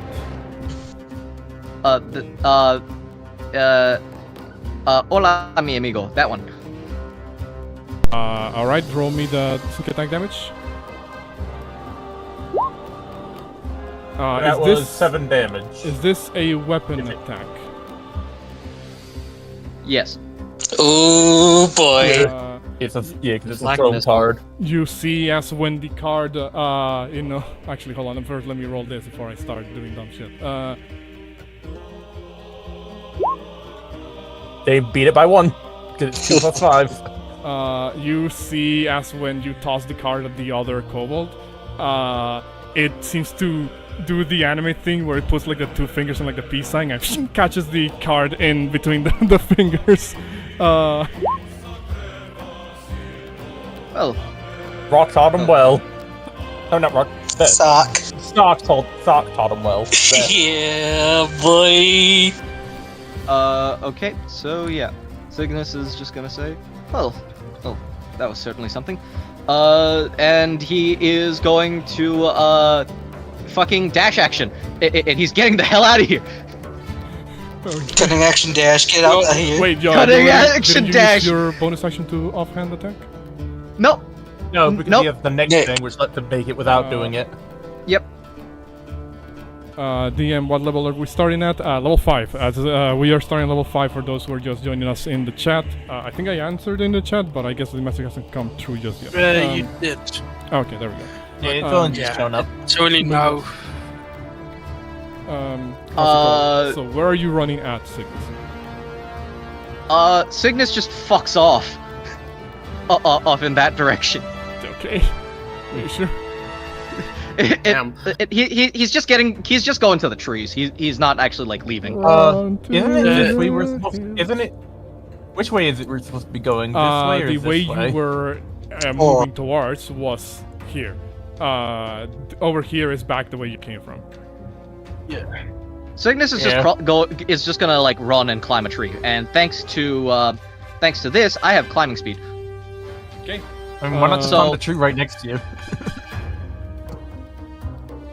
In that Because case, distance. That's why. Position yourself to wherever it is that you're moving at, and then we'll continue with the next turn. Cygnus is up here. Just pretend he's in the tree. Okay. The trees are, I guess, just to, for mechanical purposes, we'll say this particular tree because they're not as big as the other ones that you guys have been seeing so far until this particular clearing. This particular tree, I'll say, is roughly like 15 feet tall. So still Yeah, kinda tall, so, but, not big enough that it would be on. Yeah, Cygnus reaches the top. In that case, next kobold in the turn order will move over.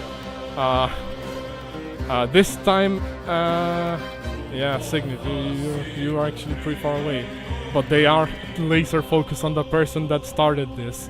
I'm sorry, Atlas, it's just how they operate. No, I get it. Don't worry. You are just in range within for their rock throw, I believe, without them suffering disadvantage. They have to move like 10 feet forward. Shing, they kind of like slide down this hill, and through the bushes, they're just going to throw another rock at you. Go ahead. 19. That hits. Actually, wait a second. I have something funny. Okay.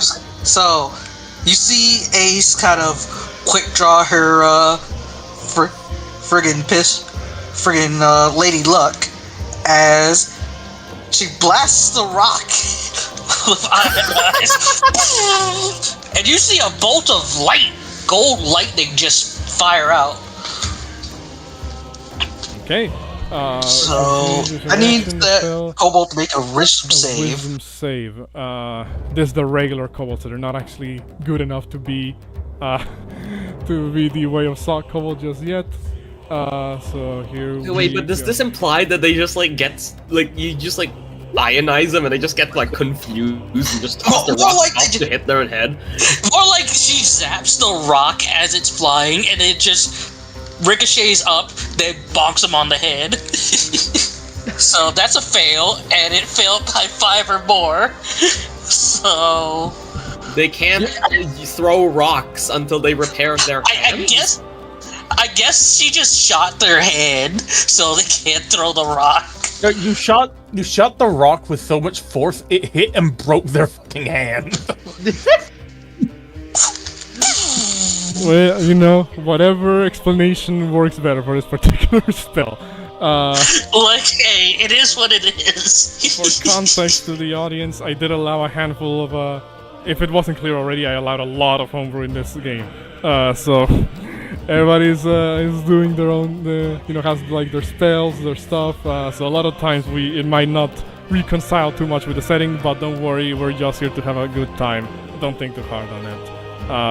We love D&D, we love the Soul series. So.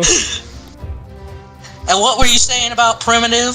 As Ace just does the gun roll real quick. Most firearms are capable of that function. Alright. Valencia, your turn is up. Okay, Valencia will call out to, like, Iron Knight, you hold down that flank. As Valencia,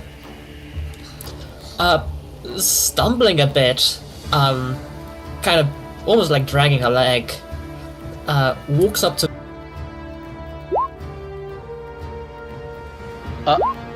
We lost you. We lost Valencia. You lost me. Got another thing. Oh, there you go. I'll send in VC chat. It's not sending. Okay, give me a moment. Copy image. Yeah, don't work. There you go. She adopts a wing stance from Elden Ring, and looks in basically this direction to hopefully gain all the aggro from that side. As she strikes the one in front of him.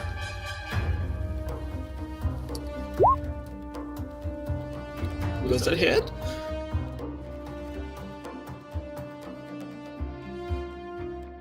Vortielite! He's dead. Muted. No, I was muted because I was checking the AC, but a 15 will hit. Okay, 8 damage, the effect applies, and let me grab this. Yeah! They are taunted. Okay. Not that they were aiming for anybody else. Does your class have extra attack or no? Nope, I'm only level 4 fighter right now. Ah, okay. Alright. Also, shout outs to you, not PR Key in the chat, for not enough for Series per se, Immersion Ruin. Don't worry, the party will find out what that is enough. What's it called? Okay, so in that case, let me just make sure. So the next attacker so it has advantage regardless of if it's aiming you at you or anybody else. Alright. Next, Kobold of the Way of Sock. This is the one over here on the side. Is going to rush over at you, Valencia, and begin its approach. Rapidly approaching your position with a full 40-foot movement. What's it called? It is then going to. Oh, also, am I here? Yeah, you're here. Okay, yes. Yeah, we can hear you. Make sure Yes. I was being heard. This one is going to, Pack Tactics Unarmed Strike. You, Valencia. Missing. Alright. Missing. With a 13. Flurry of Blows 2 more times. 17? Nope. Okay. Damn, I didn't know this kobold's Scully. I thought I gave them a pretty decent modifier for to hit. It's just rolling pretty ass in all the rolls. What's it called? 19 AC. Nice. Alright. That's it for that Way of Sock Kobold. Next one on the list. There's What were you saying? there's nothing wrong with the modifier. Just damn the rolls, I guess. You know the rule, Valencia. Now they form a line in front of you. Actually, hold on, that was 20 feet. They're smart enough to know when flanking is. 25, 30. Moving behind you, Valencia. Just for the viewers, Yes. we do alternative flanking rules. Yes, it is a +2 to hit instead of advantage in attack rolls, because, you know, the kobolds already have advantage. So they have advantage and a +2 modifier. So, that is a Way of Sock Kobold Honor Strike coming at you. 16, 18, missing. Flurry of Blows, 2 more times. 22. Well, 24. Yep, 22 hits. 24 hits for 9 points of bludgeoning or slashing damage. They're going to do bludgeoning. Not that matters too much for y'all. But additionally, I need you to make me a... Is that a stunning strike? Stunning strike! What would this better be? A dexterity saving throw. Oh, What is this? Oh no. it's the triptych! Oh, I see. Oh, is this fucking open hand? What's it called? Yeah.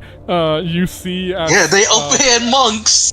You see as Valencia, the kobold rushes behind you, kind of like strikes at your leg actually with like its claw, and you know you feel this immense pain like course through you, and you end up boom, like falling like down, you know, prone basically. Those of you who speak bestial language will understand that. Then the same kobold proceeds to say, "She's down!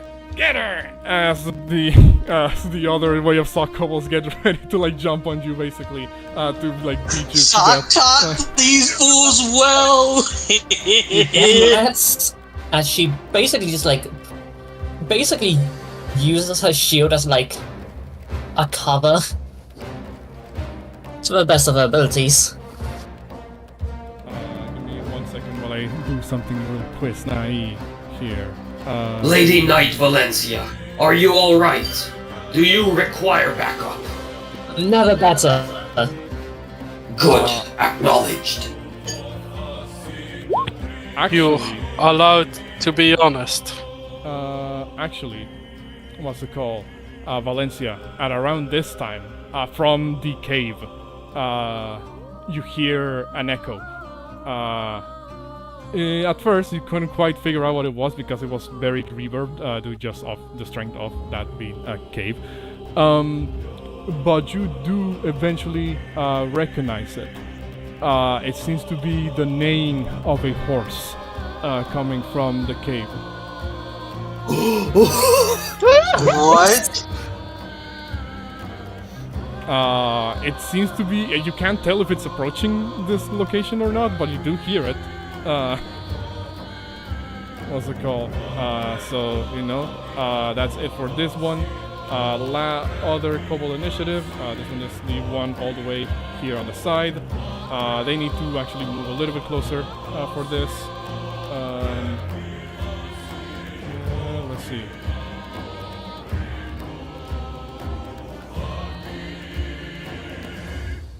Positioning themselves right here, this kobold is going to then grab another rock and toss it. Yeah. Valencia's already down. They're going to go. They're still going to focus on Atlas.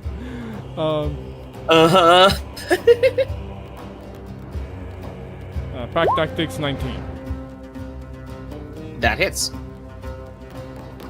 Okay. For 6 points of bludgeoning damage. Anyone else has any reactions to protect an Atlas? 'Cause Yeah, that's Shield Bearer, do you have anything? No. Wait, let me see if you're in range. You are in 50 feet. Let me see. Do I want to use another one of my spell slots? Oh, you could, I guess. Like that. You don't have to. I'm fine. Like I have a lot of health. It's just funny. Wait. It would be really funny.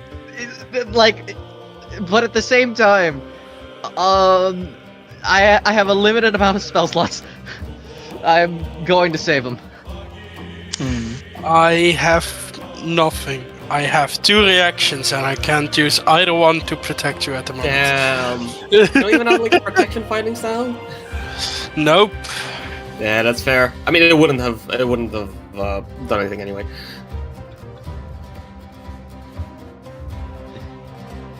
Okay, in that case, 6 points of bludgeoning damage, and now... Taking that. That's the last kobold here. Dr. Rock, you're up. Straightening his hat, Dr. Rock would state, very well. Time to practice some medicine. As he would then, taking his weapons, come over here and say, Lady Valencia, it seems Lady Valencia, it seems you might require some aid. As he's currently whistling as he walks over to go fight Player Daloon, and he would make first attack, which is at a +2. Let's see if this hits. No, the 15 hit. 15 hits. 15 will hit, yes. Okay, so another thing is I'm gonna add this to the damage, and it's gonna be quickly make me a DC 14 con save. What exactly are you adding here? It's a poison that I have in my rapier. Con save. They are not proficient in those. It's DC 14. Damn. Fail. There we go, take on the damage. So here's the damage. That's 20 damage. Okay. 20 points of damage right away. That would actually be enough to take down this kobold. So what, how do you do this? Basically, as whistling, if Valencia would look up, she would see Rock stab the kobold in the back with a strangely shaped rapier, before then pressing with his thumb at the base, as suddenly something is pushed into the kobold, as it then basically would cough up blood, eyes would go bloodshot, as it would then slump over, dead and bleeding. What kind of doctor are you? One who specializes in poisons. The kobold just As goes... I will then go to the next. The kobold just goes... as it slumps down. As I would then go to the next one and offhand attack with my spear. That will hit. Hiya. Okay, so this one takes 6 points of damage. Valencia already hit this one. Bonus damage add isn't Oh no, my bad. offhanded. Yes, Not that's included. true. I have 4 points of damage. I have my two. bad. No, I have two. No, I have 2 weapon fighting, Okay. and I took dual wielder, so I can use non-light weapon. Okay. So takes the full points of damage. Hold on. It already taken some because of Valencia earlier. Takes the full damage and is also down. How does he take on this one?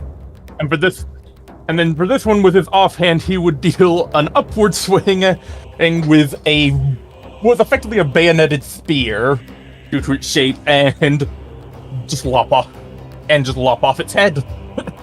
Okay, another kobold falls to Dr. Rock. Here we go, Deathskins. And he's been whistling Player Daloon the entire time. Okay. Bob the Necromancer. Anything else?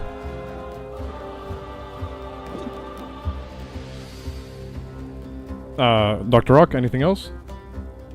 No, that's my turn. I've done my movement, I've done my main and bonus action, everything. I have done all my stuff. Atlas, you're up.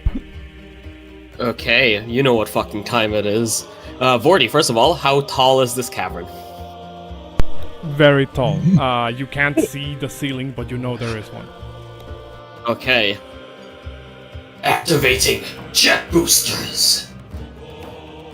As at the start of my turn, I expend 1 Divine Fervor and gain a flying speed equal to my walking speed. Double your walking double. speed. Do double my walking speed, yes. And I'm going to use Grappler in order to, the one in front of me, attack it and attempt to grab it with the same attack. 17. They are going to try to get out of there. Keyword try. Mm-hmm. As an 18. Ooh, very good. Yo, Jesus taught him Christ. well. Yeah, damn, Taught him alright. well. Second Well, attack. shit, yeah. Hold on. No, I don't have a... Oh, no. So I attacked and then acrobatics at the same... and attempt to grapple at the same time, which means that that 10 was in response to that 18. I don't grapple them. Oh, okay. My bad. Yeah, that's fine. 12 bludgeoning to them. Not enough to take them down, but they look pretty hurt already.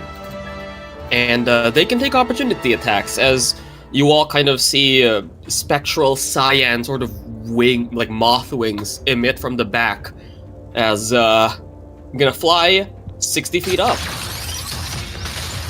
Friggin' A. They can take Yay! they can take opportunity attacks if they want. Both of the Way of Sock kobolds, or are you? Oh yeah, because you're flying like. Oh, okay. Yes. So they would still benefit from pack tactics, both of them. Mhm.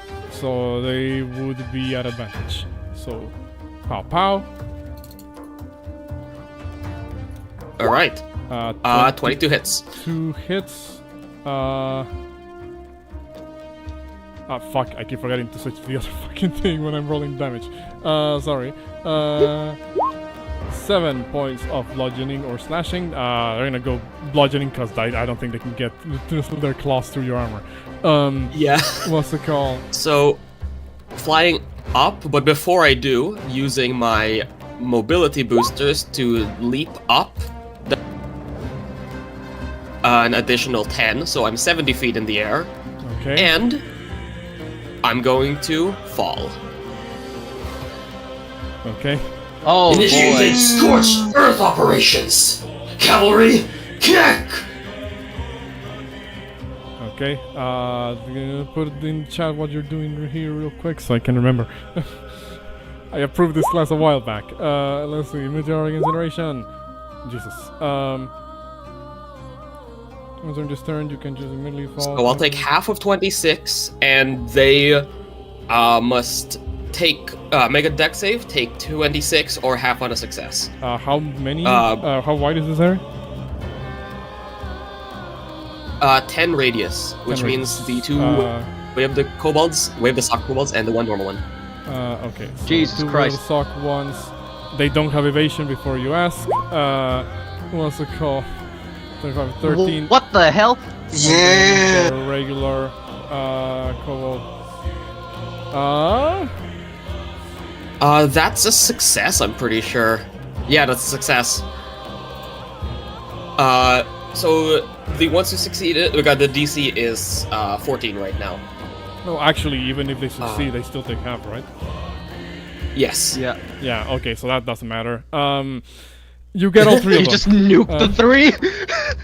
You get all 3 of them. Yeah, You it's get just all 3 of like you kind of just see them like ting, pew, rocket all the way up into the air, and then you see the jet booster just kind of as they seem to sputter out as with one boot in front of the rest of the body kicks down and explodes in a wreath of flame. Go, and now I need to mark Holy this shit. whole area real quick. Now,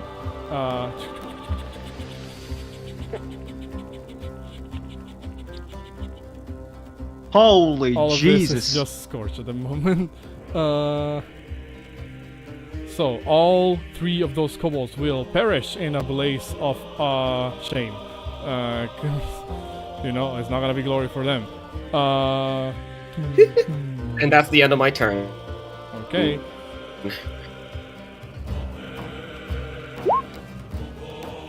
Kobold over here. I realize, holy shit. Fancy. Holy shit, all the kobolds are dropping like flies. You know, so there's going to be like Willpower check.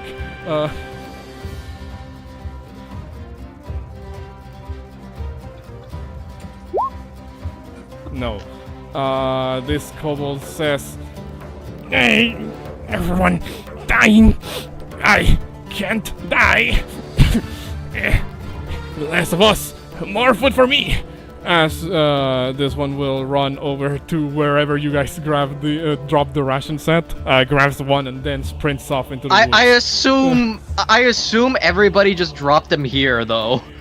Oh, that's true. Fuck it. Yeah. Because we barely moved from this spot. Yeah, he's going to run over there, grab one ration, then dash action to get out of there. I don't know if Ace has any melee attack to take a weapon. Ghost, you already used to reaction, remember? Gets out of there while taking a ration in hand. The other kobolds are much of the same. They just saw like 3 out of the 4. Well, no, 4 out of the 5 way of saw kobolds drop dead. So this one is all the other like non-special kobolds are going to look at each other and they don't look like they want to pursue. One of them says, "Strong, scary. Call everybody!" As this one rushes back deeper into the woods.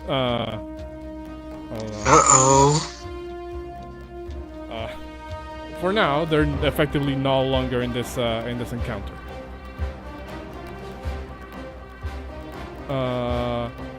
This one over here is going to. I'm gonna do another willpower check on this one. No, also doesn't seem to want to fuck with y'all. Is also going to run away. While limping because this one was actually hurt from earlier. Yeah, got his hand broken by a rock it tried to throw. And then this one. I'm gonna say he saw Signis run past and has an idea. Signis, you see as this one seems to try to rush up the tree with you. He doesn't have a climbing speed, so I need to have him do a acrobatics check. Which is enough. He gets up to the tree with you, Signis, and is going to try to knock you off of it. My tiny hole! Leave! As this one, make me an acrobatics or athletics. Acrobatics or athletics? Let's see. I'm probably gonna roll absolute shit on this. Never mind. Blam. He can't beat that. So it's trying to knock you off the tree, but you're able to actually swing around the branches. I just imagine like Signis, it tries to swipe at him. Signis just jumps off, grabs like one of the branches with like his cane, and then like swings himself back onto it. Well done. Fucking Cirque du Soleil over here. Ace, you're up. Okay, friggin' looking over at the Way of Sock Kobold over here that's tried to curb stomp Valencia, and you see her kind of put like a friggin' thing of straw in her mouth as she takes it. Alright. Yo, Billy Sidewinder, you can join your buddy. He's in skedaddle on out of here, or we're gonna have this be ugly. Choice is yours. The Way of Sock kobolds are a bit more resolute. This one like looks out at you guys, looks at all his fallen companions, and then kind of stands his ground and says, No, we need more. We need food. And you have more, but you're not going to give it. I'll take it from you. Well, that's unfortunate. She moves 20 feet.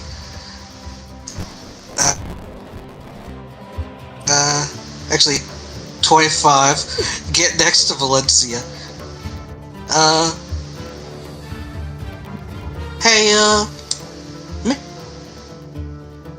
Hey, Draco, might want to cover your ears real quick, as from her right holster, you see,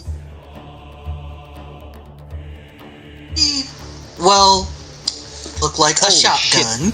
A sawed-off shotgun. And because of how friggin'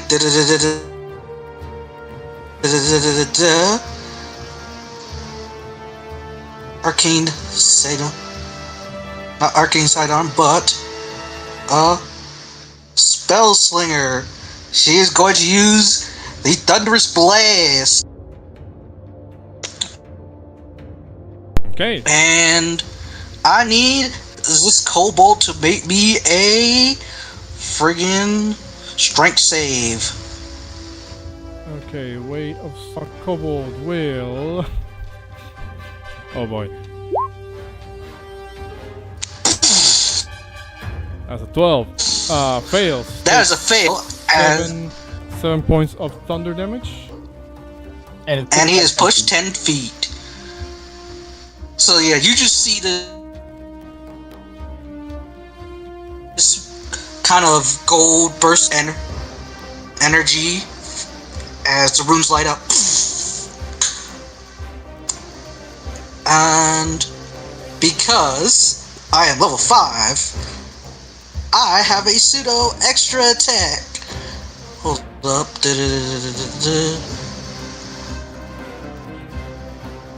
Hold up. Repeating pistol?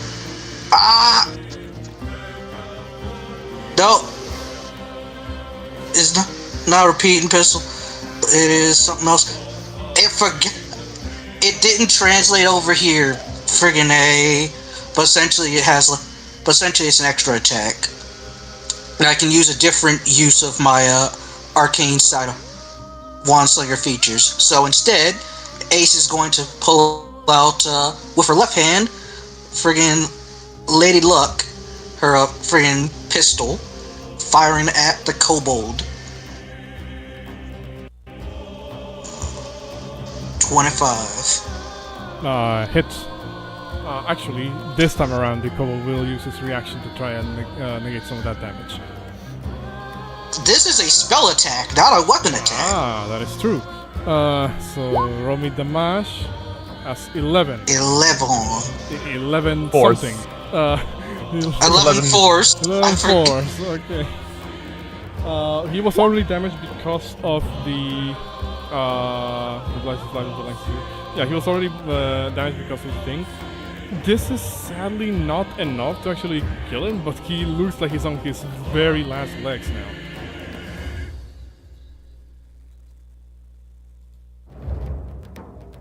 Oh, actually, no.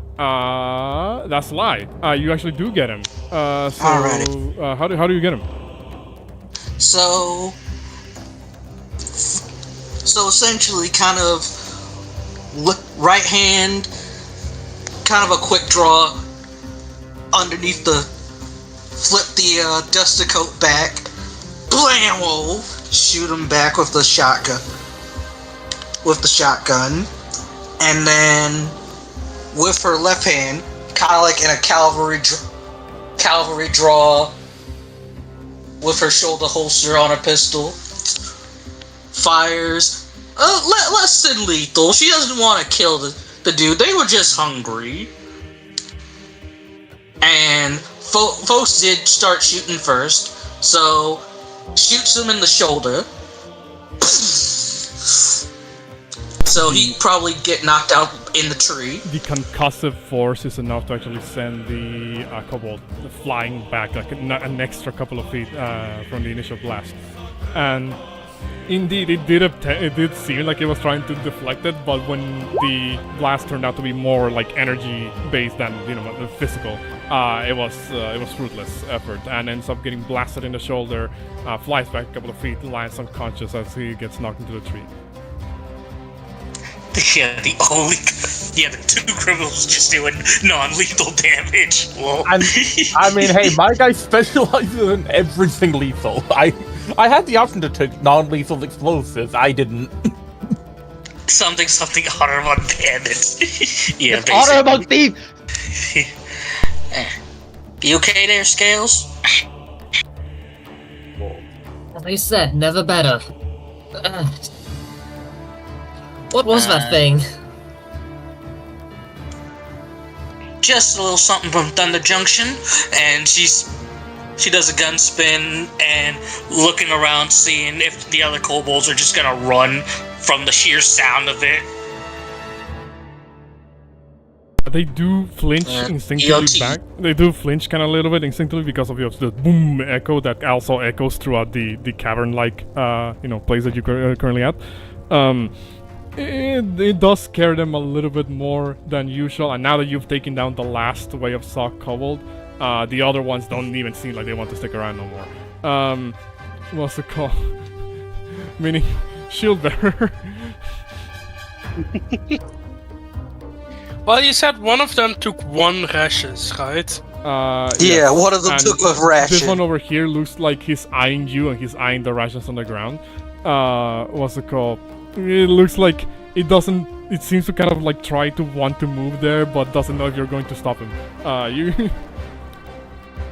Super moves back to the rashes, picks up 6 that are still left, throws 1 up here, and is like, you shouldn't have fathers.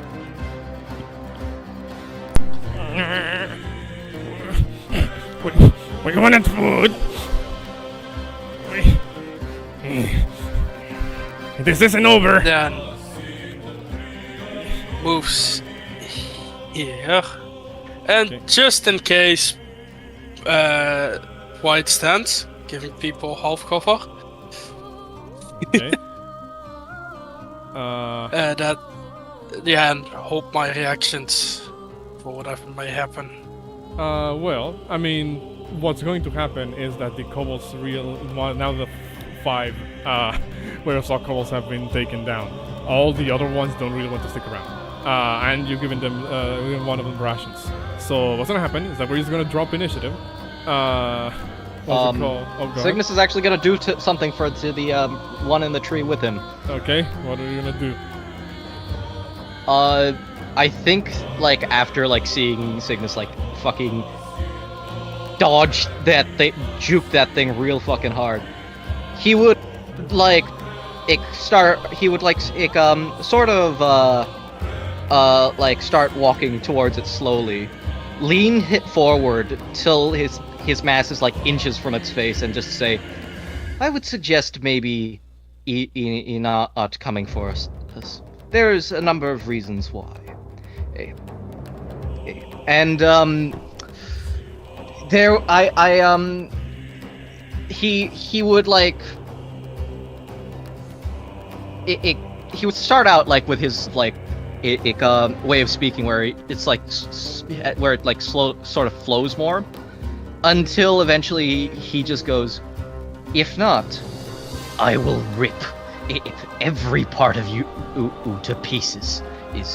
You should not bring any others. Leave us alone. Intimidation. You gonna try that? I don't think that's necessary, to be completely honest with you. You guys wiped out their strongest. What was it called? You see as this one kind of instinctively seems to like try to reel back. You hear like the cracking of branches that seems to kind of like struggle to maintain a grip while up there with you. And the moment that, everything just kind of begins to settle a little bit, all of them begin to immediately like run away. As, like I said, we'll drop initiative for the time being, so everybody just escapes. Situation diffused. Let's keep moving. Unless you shoot them in the back. This one's sorry. Unless you shoot them in the back, that is. They will run away. Let me get rid of the music here. Go ahead. She'll barely hand to Valencia. to get her up. My lady. Valencia will accept and stand up, very much like balancing herself on one leg essentially. Up until, she manages to brace it. I said I'm fine. Stein seems to have some surface injuries. Allow me to... He says as he would... Rock says as he would begin reaching under his cloak into one of his little waist bag. Tenacious, as a knight should be. They say they are fine. They will keep I am a moving. doctor. They have signed contractual agreement for mine aid. What now? I would suggest... The I form would you suggest- signed. As then just bonus action stab you with a syringe and give you a healing potion. They feel it's a small prick, but you get a healing. You're gonna have to pass my AC for that. Okay, I'll just roll it effectively. She's forgotten. No, he would be going to go. He would. He's not like actively, like rapidly going. He's more just pulling it out and like moving it close. Valencia refuses and places her metal gauntlet like between herself and the syringe. What is the matter? Signis would actually start walking up from where he was. He would just say, "I think it's best that we get moving. From what I remember, kobolds tend to stay in very large groups. Might be better if we just left before they bring reinforcements." Alright. As for you, young lady, you did well. He just pats he pats Valencia on the shoulder and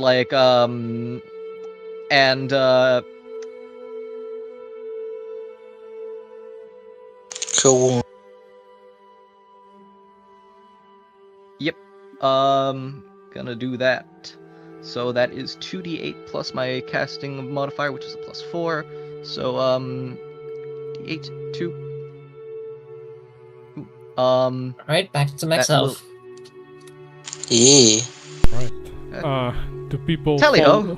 The people follow Atlas, who's already been further ahead. Actually, Shield stands still and raises his hand. Like, he just stands still. He wants I see. guy. Yeah, But is thine... Oh, good. Shilber would say, like, could we please lay the bodies to the side nicely? For what I mean, reason?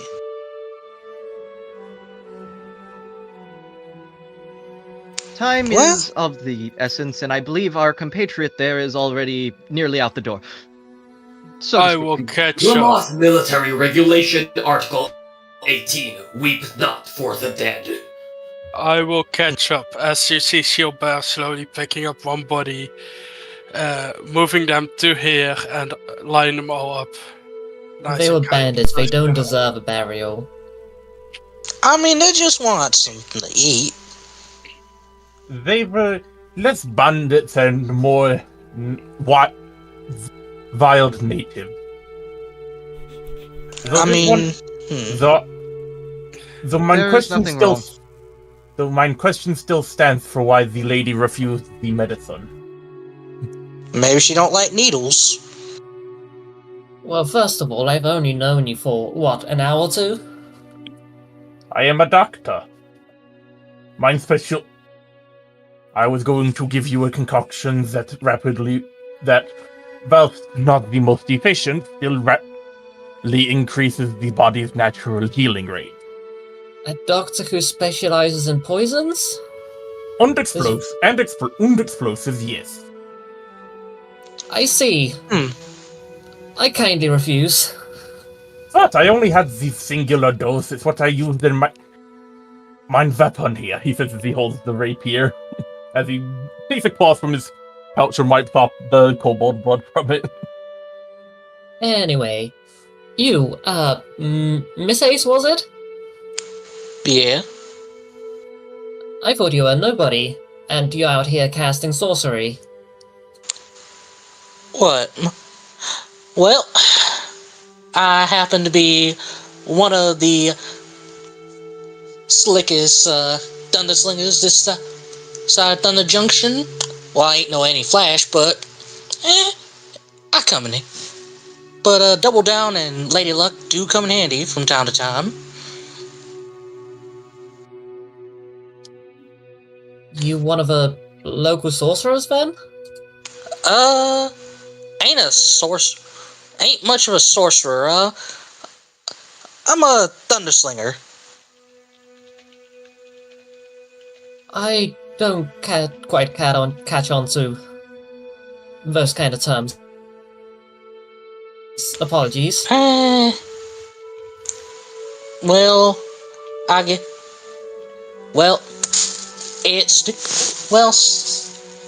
at least you're all right.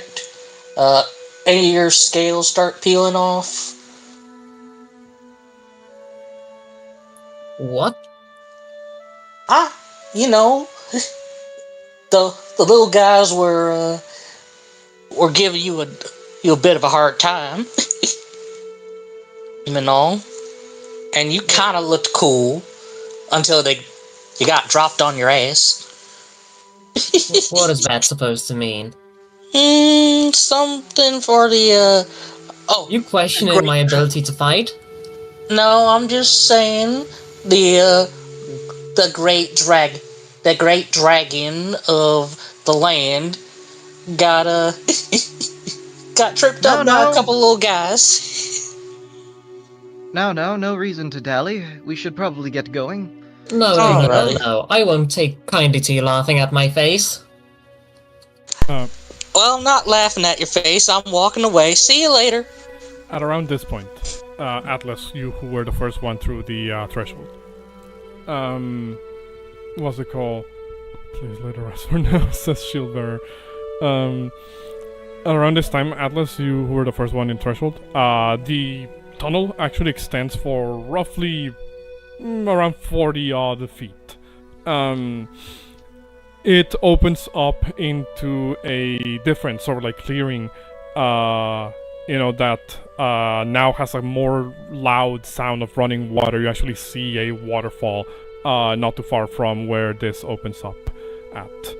You see two paths ahead of you. One of them seems to go over to your left. It's kind of like another sort of like slight tunnel. Goes up into like this muddy sort of like incline that goes like a little bit up. The other one is a bit of a longer stretch of road. Road, quotations. That actually you see what you believe to be a large, almost unstable looking rope bridge that extends for roughly another sort of like 60 feet before reaching another, and dangles above like the chasm that is like the dark sort of like murky waters that you saw earlier overlooking one of the like cliff edges. The other end of the bridge kind of goes into it goes into the path that you would see the large sort of like central tree that you saw way in the distance when you were first overlooking the area. You would notice that there is with your passive perception, actually, you will notice let me get rid of all the colors in this map. You will notice that there is a light seemingly at the end or at the base of this large tree, and almost like somebody lit up like a lantern, basically. I think what they end up doing is like getting like a credit chip out from one of their compartments and just like flipping it. Okay. They are going to note down the rope bridge, but they're going to... So, the left one seems to just go straight up, right? Yes, it seems to go up like a little incline. That's kind of like lean over, it's actually like the stone threshold, tunnel, very similar to one you just walked out of. Seems to actually be a little bit lower, to the point where you need to actually not like fully go prone, but like not even like crouch either. Just kind of like lean your head down to actually get through it. It is very wide though. It is just not like really very tall, and it seems to be kind of like muddy a little bit. So like you walking through it, get your armor dirty or whatever. What's it called? You can't see where it fully like ends at, but you do notice that the incline eventually kind of like goes into like this light curvature, like around the the edge of the I guess the cliff side that it kind of borders with. Curving down or curving up? Curving up.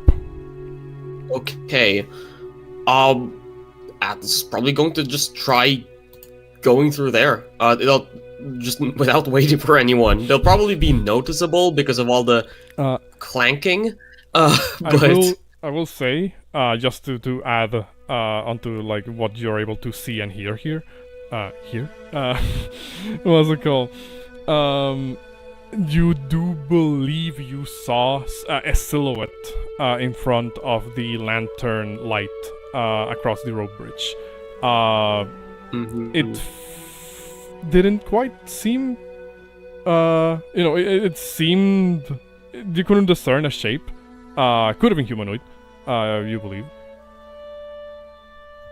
Okay, actually that does change things. Atlas is going to expend another Divine Fervor in order to gain a temporary 60-foot flying speed and skip the rope bridge entirely. Okay. And jet over. In that case, I, obviously, like, by the time Atlas does this, the rest of you guys would have come out from the, from the tunnel, and would be able to see, like, Atlas already, like, towards the end of the rope bridge flying overhead. What's it called? Shieldbearer, you're a little bit further behind everybody else, because you took time to, move the bodies. So you're kind of bringing up the rear at this one, but you are able to keep up with the rest of everybody. Atlas, as you make it across the rope bridge, you're able to see a bit of a, sight, as it were. The lantern light that what you believe to be a lantern. That light at the edge, at the base of this gigantic tree. What's it called? Wasn't just a lantern light. As upon closer inspection, you actually see that at the base of this tree, there is what you could only describe as like someone's front yard. There is a slight fence. The grass seems a bit more trimmed than every other like wild tile grass you've seen so far. There is a set of wooden stairs that lead up to the, like the trunk of the tree, and what you can only describe as like a door and a window has been carved into the gigantic tree trunk that you see in front of you. There's even a little fence, like a animal corral, in front of, in this front yard that you're able to see. You could swear you saw a humanoid silhouette move past the window of this thing, and I will show you this little handout. They are going to go up to the door. Is there a door, or is it just a hole? Like it is a door. It is like an actual door. Okay. We'll just start like boom, boom, boom, boom. Open up.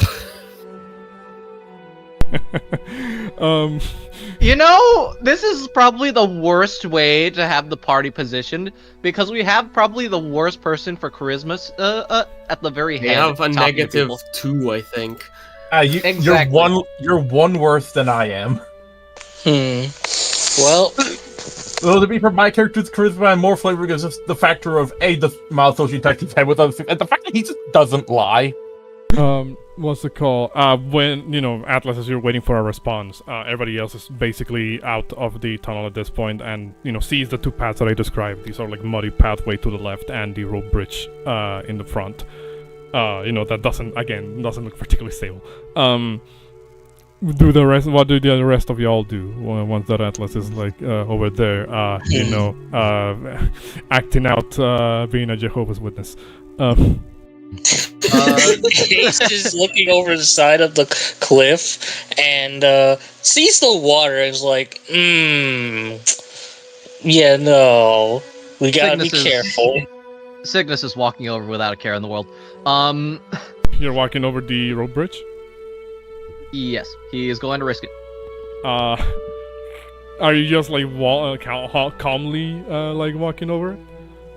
Calmly walking. Calmly walking. Okay. I think he would definitely like hold out a hand and just say, "I believe one at a time is ideal if we plan end to cross." I think that's for the best. Don't want to fall on the drink. Okay. Valencia, Bear, Shield Bearer. My bad. I was about to call you Baron. What's it called? Wow! You can play 2 bear-coded characters in games I've been. All right. No, I get it. Shield Bearer, Valencia. Actually, at this point, Valencia. Now that you're on this other side of the tunnel, you look around. You don't see, the creature that you believe you would have seen on this other side. Yeah. What's it called? Obviously Atlas sees the animal corral, but it seems to be currently empty at the moment. What's it called? Valencia, Bear, Shield Bearer. Do you two do anything when you see your team begin to make their way one at a time across the rope bridge?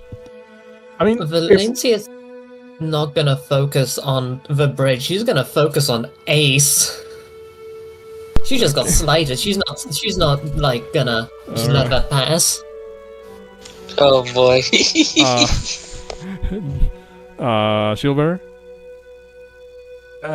Trying to calm down the situation between Valencia and Ace. So what does Valencia say as Ace goes into like her duster coat pocket, the inside, and pulls out like a box of cigarellos? And she starts waiting for Signis to go across. Ace, see me a fool, and I will fight for my honor. Return to my side and apologize for your slights. As she casts produce flame and lights up the friggin' cigarello with her thumb. Rock, having probably been next to her, would say, I believe she is asking for thine apology for thine comments regarding the kobold incident. Valencia's hand is on the hilt of a sword. Look, I'm sorry your feelings got hurt when you got in the fight. You okay?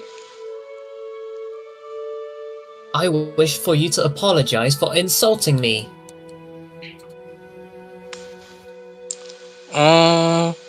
Gotta be more specific. Miss Ace, could you please apologize for those comments were not necessary and apparently hurtful. You will apologize or you will face me in a duel. Do I make myself clear? Look, I ain't trying to draw on you, Scales. We just got out of a little scrap, and I'm not fixing to start anything that's worth folks dropping over. So hey, no need to go and start trying to skewer people's. Alright, I'm sorry if I hurt your feelings. Make sure it does not happen again. As she lets go for sword. Rock seeing Ace and also having noticed her staring at the water, and obviously her constitution would state, I take it thine constitution does not mix well when it comes to the watery persuasion. Well, me and water don't really. Yeah, Ace kind of taking off her hat. You see, actually, yeah, I could just do this. Cause I do have a image with her without her hat too. Yeah, she takes off her hat. Yeah, me and water don't really mix that well. You see, most of her hair is like flame and magma. It tends to go out, and I'll start to get sick. Not like a flamekin where I'll just die. I'll get like under the weather a bit. I see. Would thine wish for me to carry them across with my wing? Or would thine rather risk the potentially dry wooden rope bridge over the body of water? Look, ain't no shame in getting help from some folks. Looking over at kind of side-eyeing Valencia. So yeah, that'd be helpful. Hope I'm not too heavy. Hope me and my stuff ain't too heavy for you. I think it should be fine. I have a 14 strength. I think it should be fine. What is your movement speed? My flying speed is 60 feet. Not 60 feet. 30 feet is my flying speed. Blah. 30 feet, and you'll be carrying somebody across. Who is of the same size as you. Holy shit, there's a fucking car swinging by. What's it called? Mechanically. Does the birdfolk race have bad flyer, or they sustain the flight? It is the same flight. Yeah. Actually, hold on. Could you remind me again? It's the same. It's the same flight. Basically, before 5th level, I can fly up to my speed, then I fall. But after 5th level, I can fly for up to 2 hours a day before I'm flying. Okay. And it and I get 1 hour back per long rest. Okay. I mean, so you would theoretically be able to get Ace mostly across the bridge. So I did mention it is a 60-foot long bridge. So it takes me about. It might take me like a couple seconds. If it's like half speed, then it'd be 15 feet. So that would take me well, no, you would be, assuming you're dashing, as it were. You would be moving like a full 30 feet per turn, so to speak. What's it called? That would mean that at around the halfway point of the bridge, you would need to like set Ace down for like a second, and then, continue. Also, Rock would give her, he would ask Ace, because he is a professional, how she wishes to be carried. Because basically the two options are either the traditional one arm under leg, one arm on back, carries them that way. The other is he holds you under your elbow and carries you that way. Hope your talons ain't that sharp.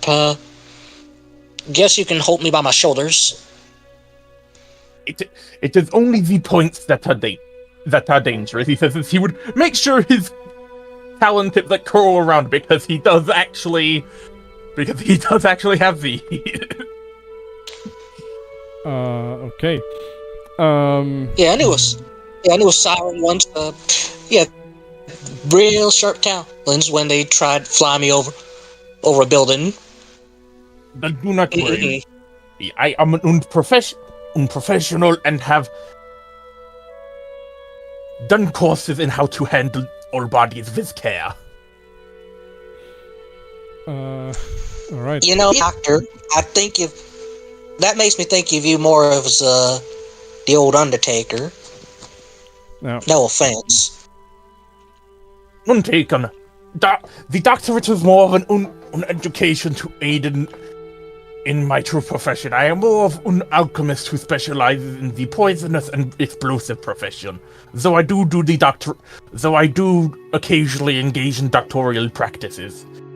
As when he pauses to catch his breath and stuff, he would show Ace he does have a official, properly documented and authorized medical license that he keeps on him.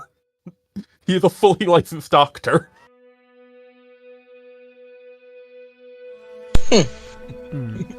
Alright. Now we get to the top part here, because obviously, you can fly some of you can fly over, some of you move a little bit light on your feet. Valencian Baron. You two are pretty heavy.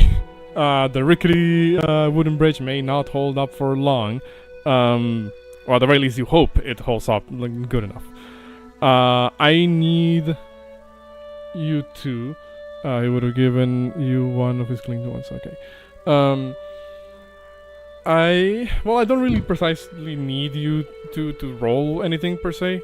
But what's it called? Basically, what's happening is that you two move very, very slow and carefully over the bridge so as to not avoid, so as to avoid potentially cracking it and falling into the abyss. By this point, go ahead. Yeah, question. Does it look like some of the ropes on the bridge are starting to fray a bit? Not actually. It's just the wood that looks not particularly great. The ropes look pretty alright. Stupid would put If his only we shield had on his mending. back and go with all fours to spread the weight. Yeah, smart. Oh, we do. What's it called? By this point, when you guys are roughly across the bridge, most of you are roughly across the bridge, Atlas, the door to the cabin is open, from the inside. You see in front of you a very cozy interior of the, of the cabin inside. A woman wearing very common plain clothes seems to be the one that answered the door. Let me move you very quickly to this next map in a moment. Apologies for the intrusion and nuisance. I require information. What's it called? You see this interior of a very cozy cabin in front of you. If the rope is strong then. Guidance, okay. You see that the woman in front of you kind of does a little bow with no... Guidance on athletics. Athletics? What are you trying to do here? Well, my thought is, if the wood breaks, she can just hold onto the rope.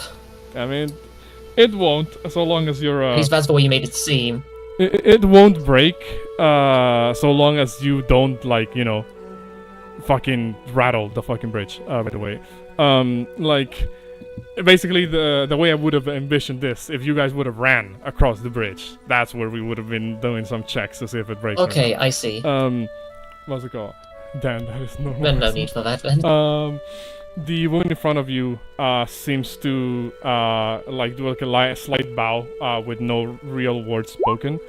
She seems to be completely silent at the moment, and she simply steps to the side, Atlas. Instead, now you see the rest of the room. You see a nice, like I said, kind of a very cozy atmosphere. There's a little fireplace in there. There's a set of stairs that seem to lead up to a second floor that are built somewhere in the perimeter, the very edge of the wall, quote unquote, that is still the interior of the tree trunk. And you see a large circular table in the middle of this first floor, so to speak, adorned with a I forget the word in English, tablecloth. What's it called? Kind of covers most of it. Around the table, there's 4 or so chairs. 2 of them are occupied. a third rocking chair is occupied by another figure that is a little bit closer to the fireplace. The three figures appear to be a set of women wearing identical clothes to one another. A red robe. A red robe covers this woman's figures, as they appear to be quite aged in nature. You see as their features appear to be, well, their eyes are all kind of like milky and almost as if they're suffering from cataracts, all three of them. There's the Phantom Signis that you can move. Where? I can't see it. Oh, okay. If you check the street, He is there, yeah. Huh, that's weird. It's not there on my end. Yeah, it's there on the stream end, though. It's the same bug we used to have. Yeah, I can't see on my end, so I might need to just let it ride for that time being. Two Signis. Maybe place yourself in front of the Phantom Signis. What's it called? Yep. You see here one of the old women begin to talk at this point, Atlas, and now when everybody else begins to like usher closer, they'll also hear this. One of them, this one over here, says, "Who is it?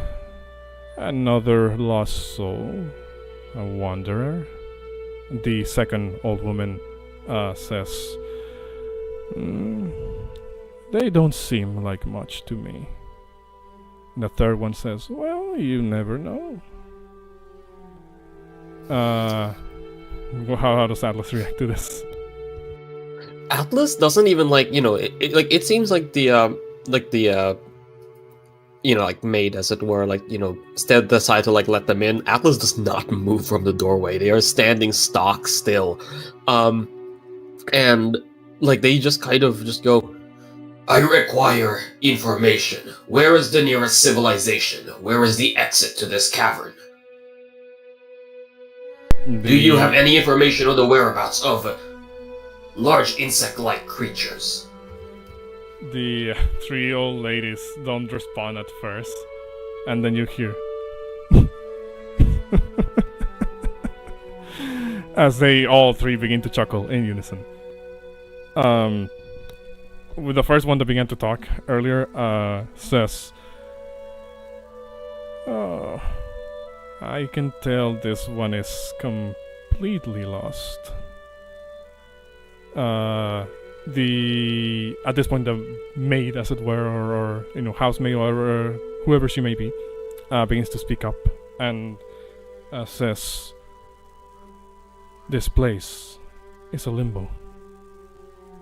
A nexus between worlds. You found yourself on the precipice, traveler."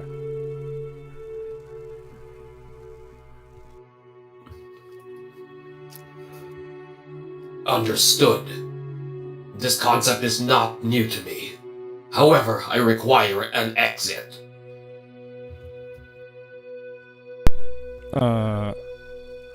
By this point, I'll say everybody else is all now standing behind Atlas, who's still in the doorway, not letting anybody go through. They're just I imagine they're just standing perfectly upright, and from the old lady's point of view, it's half of Atlas's face is being cut off by the top of the door. I think Ika Signis would Ika, after it once the lady stopped talking, he would just say, "Pardon me, perhaps, but do you mind if we come in?" The old ladies all kind of do this very, again, almost at the same time, as if they're perfectly coordinated in their movements. They just do a very dismissive sort of hand gesture of yeah, whatever. The the sort of housemaid also does a little bow as she sees you, Signis. What's it called? One of the old ladies speaks up at this point, and this one over here, and says,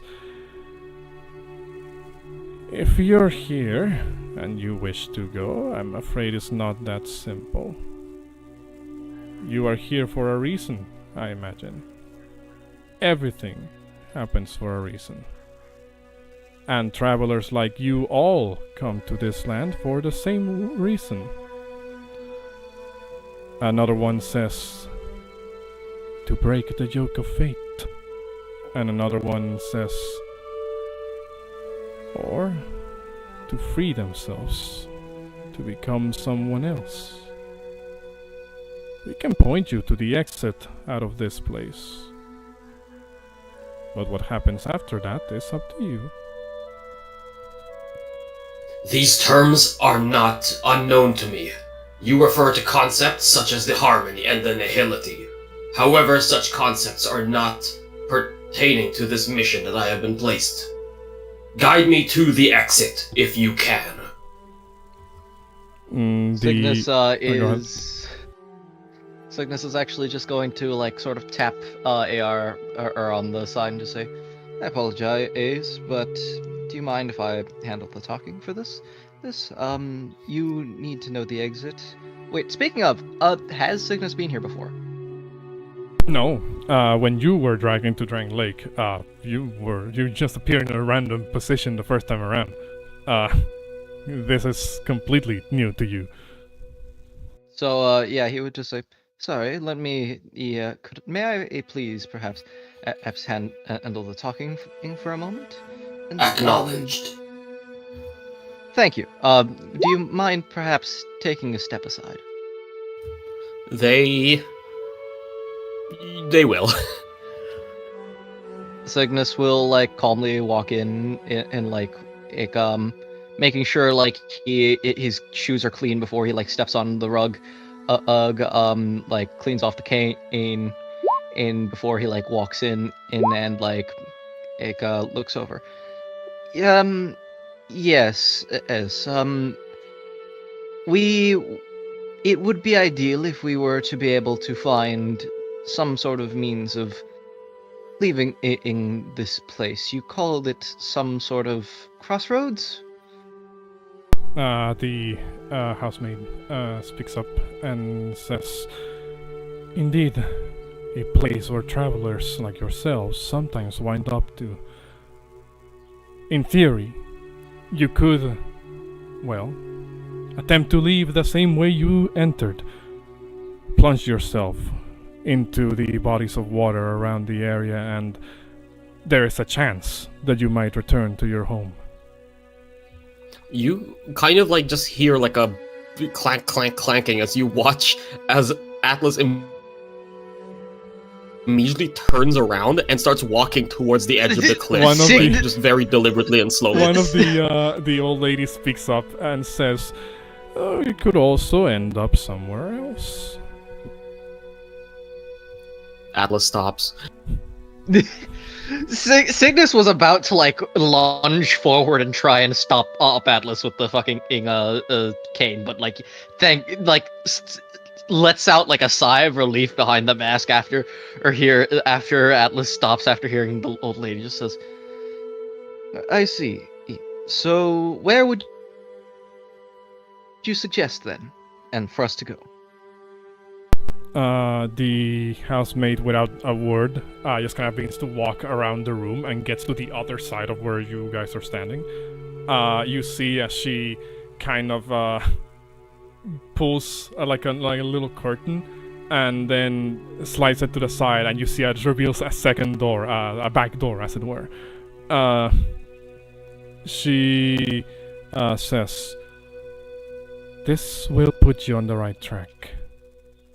Atlas immediately starts walking towards that door. The old ladies, clean the shoes. It's not polite to just as tread in. One of the old ladies says, "But you won't survive. Not like that, you won't." Another one says, "There's a light. A bit dim, but there's one within you." The third lady speaks up and says, "If you're to go, then, well, you're going to need every help you can get. Take these. You may need them. And, I need everybody to roll me a d7. Well, actually, Nathan rolled his like way ahead of time. But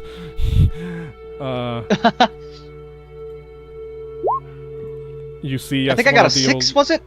You see, you got a 3, I believe. Never mind. You see, as one of the old ladies kind of gestures, does like this little motion with her hand, and the housemaid again sort of seems to understand what they're trying to say and bows. And you see as she goes over to the up the stairs to the second floor, disappears for a couple of minutes. What's it called? One of them, the old ladies, will say, "We must warn you. Once you exit that door, you'll go into a world, well, that you're not ready for." Another one says, "As it's the case for all of those who came before you.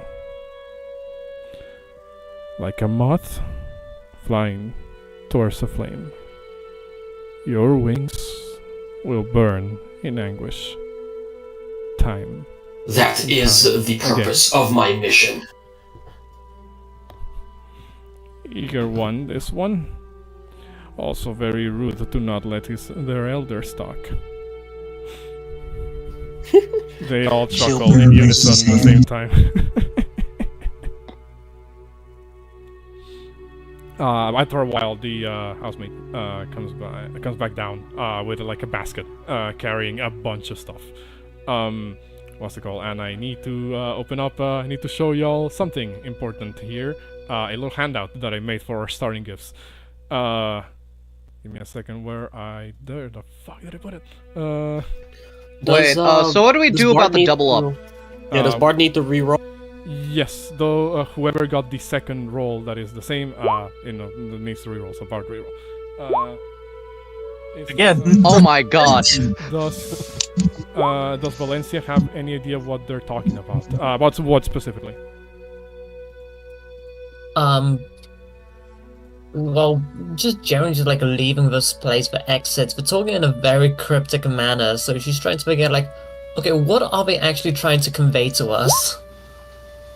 Damn! How does this keep happening? What is this fuck shit?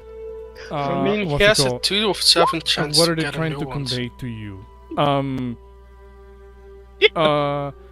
Just roll a 1d2. One is 4, one is 2, I was taken 6. aback a little bit by what's happening here. What's the call?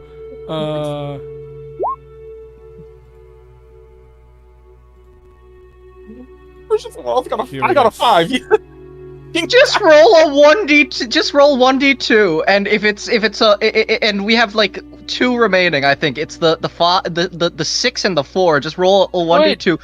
Technically, if your thing is right, Nathan got a 2, so 2. My bad. So, I yeah, need Nathan to got a 2. reroll, not. So yeah. Okay. You need to reroll. My bad. Sorry. So I was rolling for nothing, you weirdos. What's the call? So, Valencia, to answer your question, you can make me an insight check. awesome. Actually, go ahead. I was just saying this is amazing. There you fucking go. So there we go. This is. I want you Okay, guys I'm to gonna- note. Oh, go ahead. Use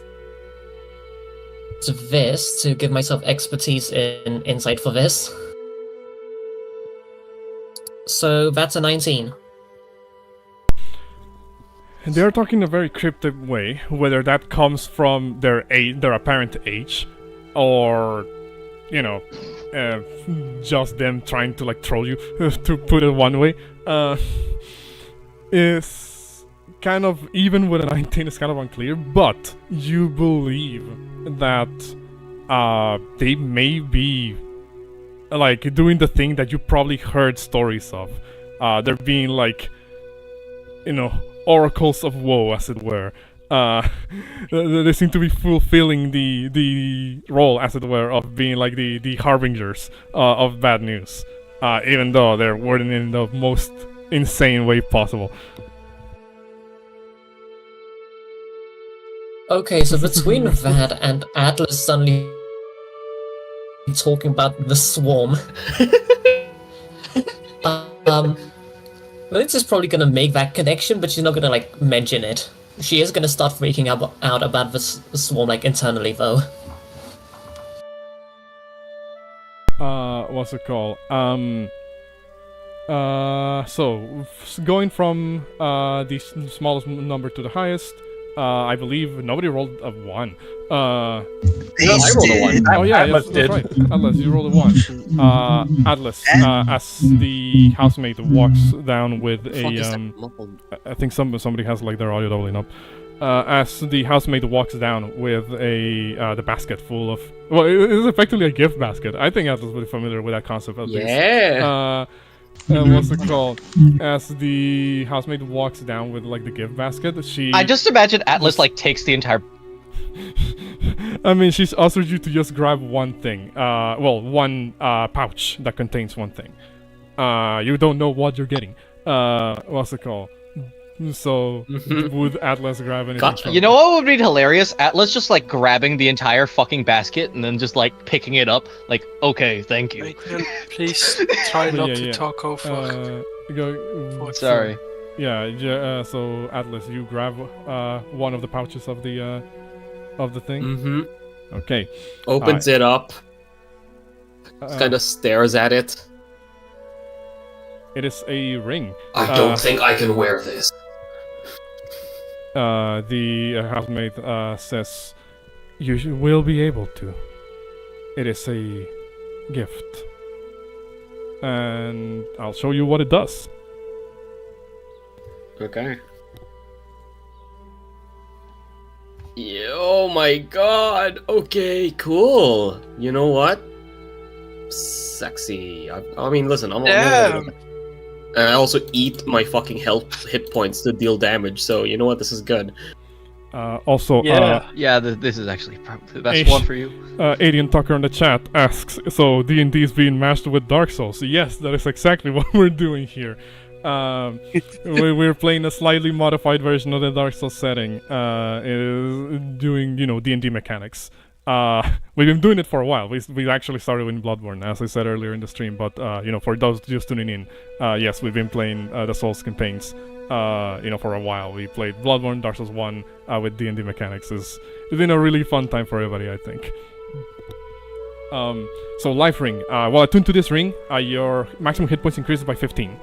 So it does eat up on the attunement slot, but that's 15 fucking chunky hit points for you. Sick ass, yeah. What's it called? So that was the one. Nathan, you rolled a 2. That is a human effigy. As you grab your pouch, Signis, from the basket. Where did I put this? Consumables. There we go. Human effigy. There it is.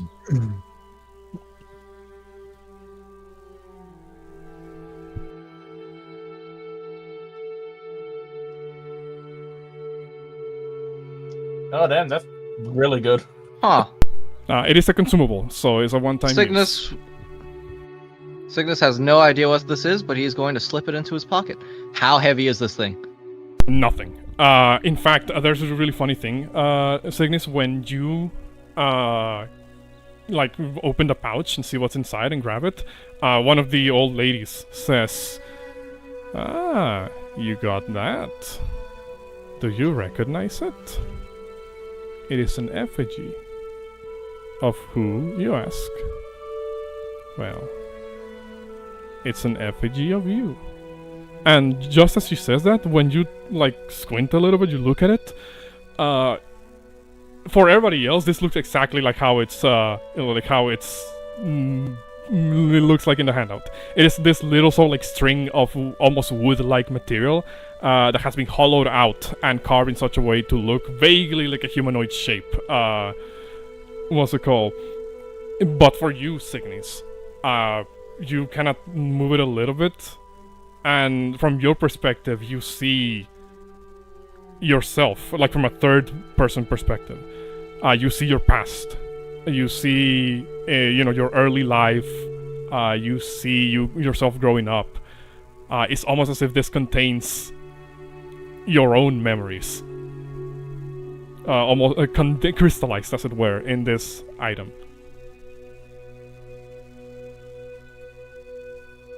He just sort of chuckles and just says, "Well, quite interesting. I think he would see like a yellow eye staring back and just and then like sort of puts like a finger up to his lips before he like ties it up and then like stows it away." Alright. And also Shieldbearer, where you see as the housemaid looks over at you and says, "If you wish to talk, dear guest, you need just speak up."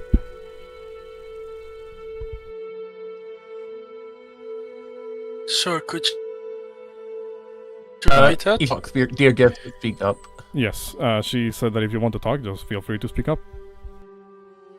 Shilbear said, "Well, I had a question a long time, but didn't know if I was allowed to. You said we're in a different place. So this isn't Drangleic?" The housemaid speaks up and says, "It is, and it is not. It is a part of the land, yes. But from here it connects to so many more."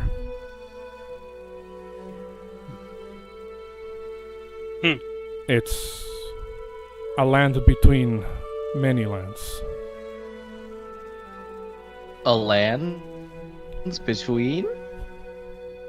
Yeah, I think the reference was very obvious there, Nathan. Thank you for the knowledge. She nods as she continues to kind of go around for people to grab stuff from the basket.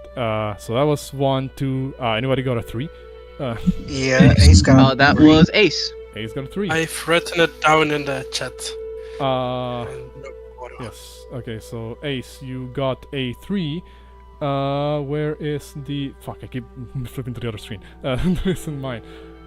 You open your pouch and you see a number of very bright, kind of like very beautiful gemstones of sorts.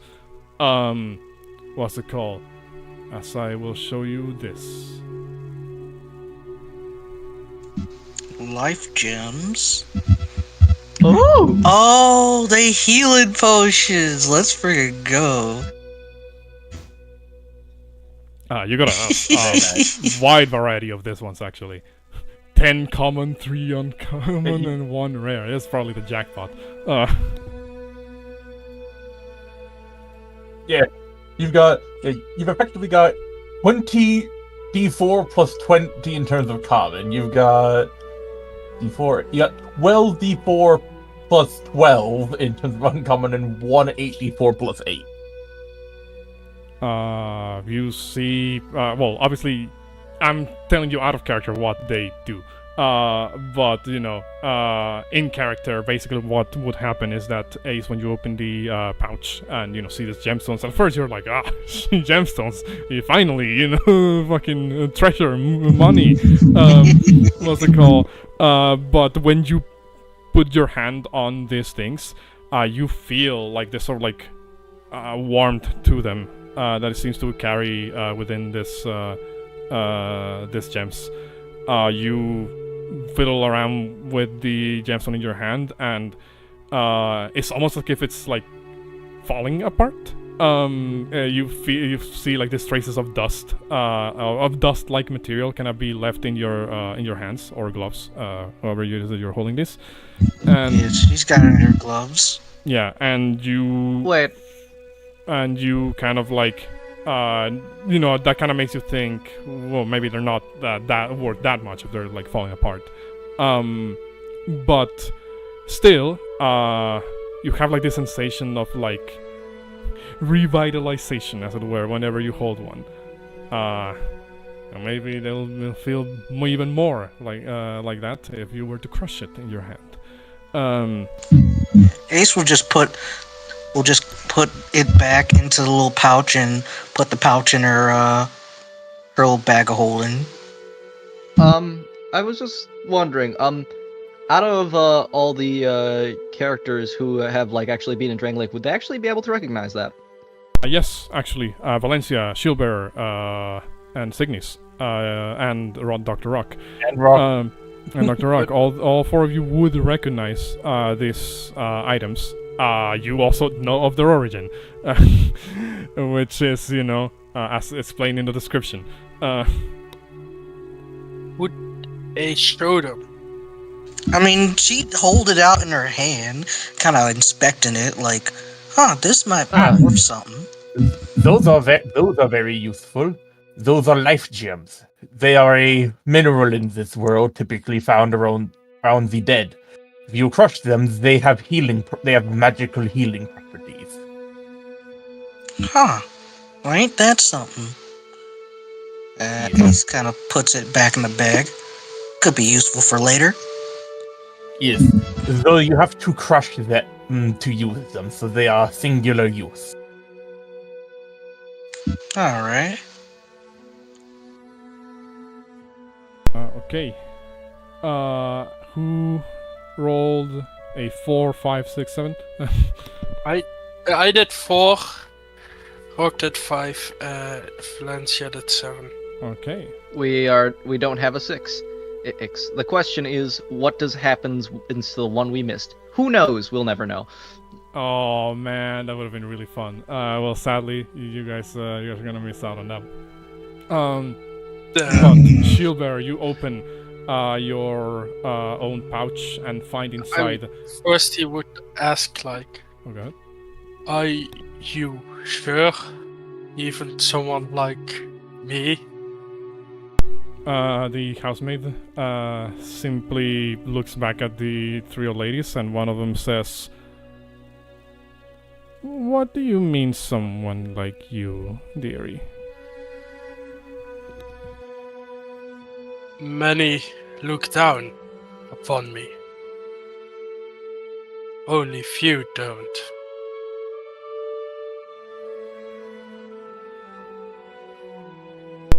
One of the old ladies says, "Well, sometimes it takes a very meager soul to create a great change." Another old lady says, "And yours, well, can potentially grow and grow." The third one says, "But don't get too full of yourself.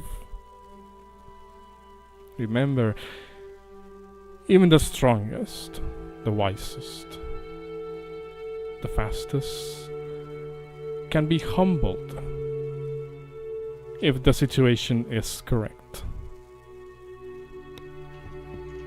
I know, and I hope I can change the world for the better.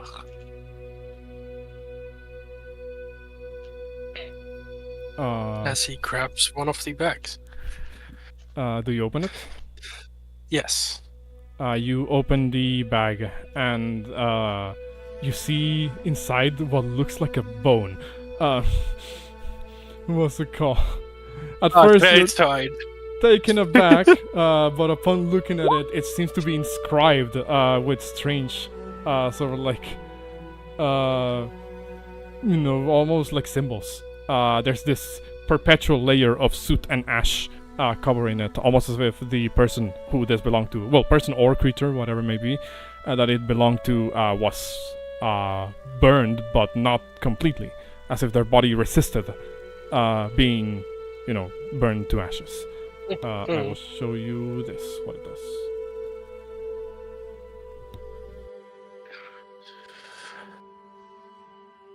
Ah, that's a very nice one. Ooh. Interesting. that can be a very useful get out of jail free card. Yeah. Silver would ask, like, what does this do? Can send you home.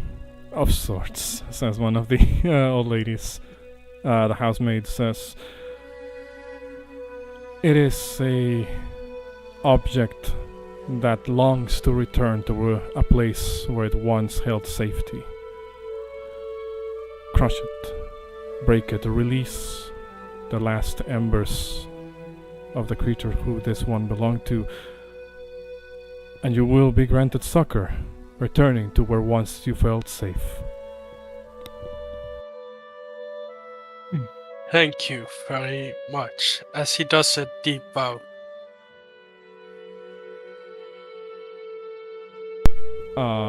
Then we have Rock. You got Seed of the Tree of Giants. Seed of a tree. Holy Yes. shit. Okay, so you're handed a pouch. Do you open it? Yeah, Rock would open up the bag and look at what's inside it first before he reaches his hand in to pull it out. It looks like a really weirdly shaped tree. Not tree, seed. My bad. He would then pull it out and look at it. The object itself looks, well, yeah, like I mentioned, like a seed of a particular of a tree. However, it seems to be shaped in such a way that it seems to, at some, it is like one of those seeds that is supposed to dangle from a particularly large tree. And it has like this weird sort of like slit, almost indentation on it, as if it's hollowed out already. It concaved on one face. Yes, exactly. And here is what it does.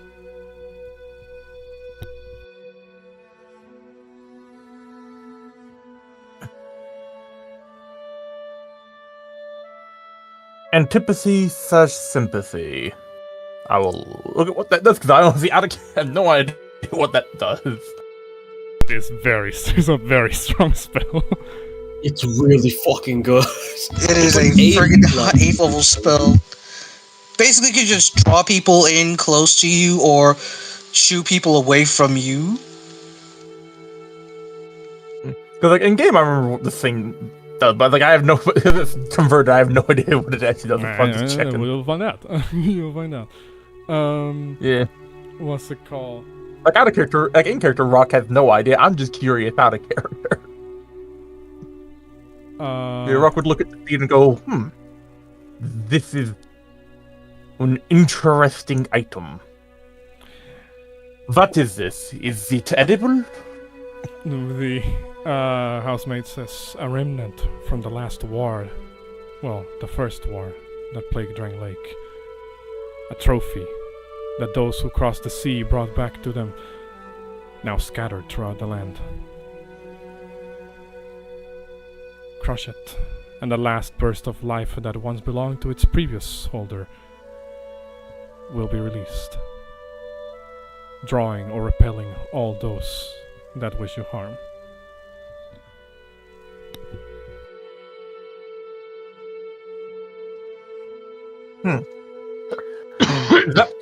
That could potentially be of use.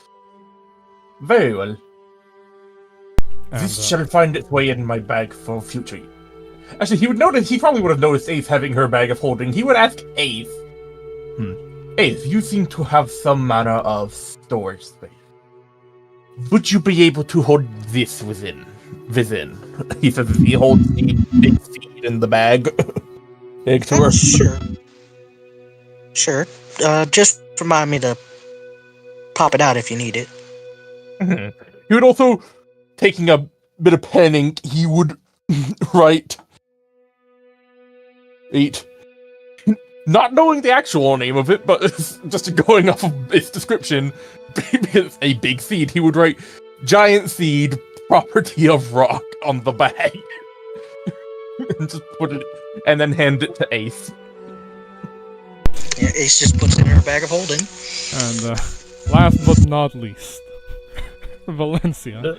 You got probably the funniest roll out of that of all of these ones. The best for last. Thank you. I'm truly flattered. As she just like grabs one.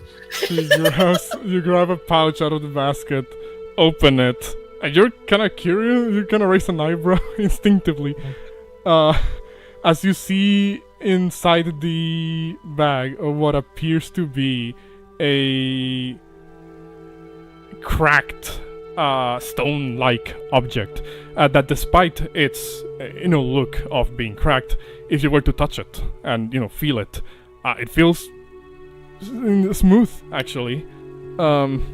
Here is what it is. You got a everybody else got fancy magical items. Everyone's got everybody. It's really funny. Everybody else got fancy magic items, relics of wars, healing items, everything. What did the fancy noble knight Valencia get? She got a rock. It's a Charlie Brown Christmas bit where I got a rock. It was the Halloween one where they all had the ghost costume. It's like I got a quarter, I got a chocolate bar, I got a rock.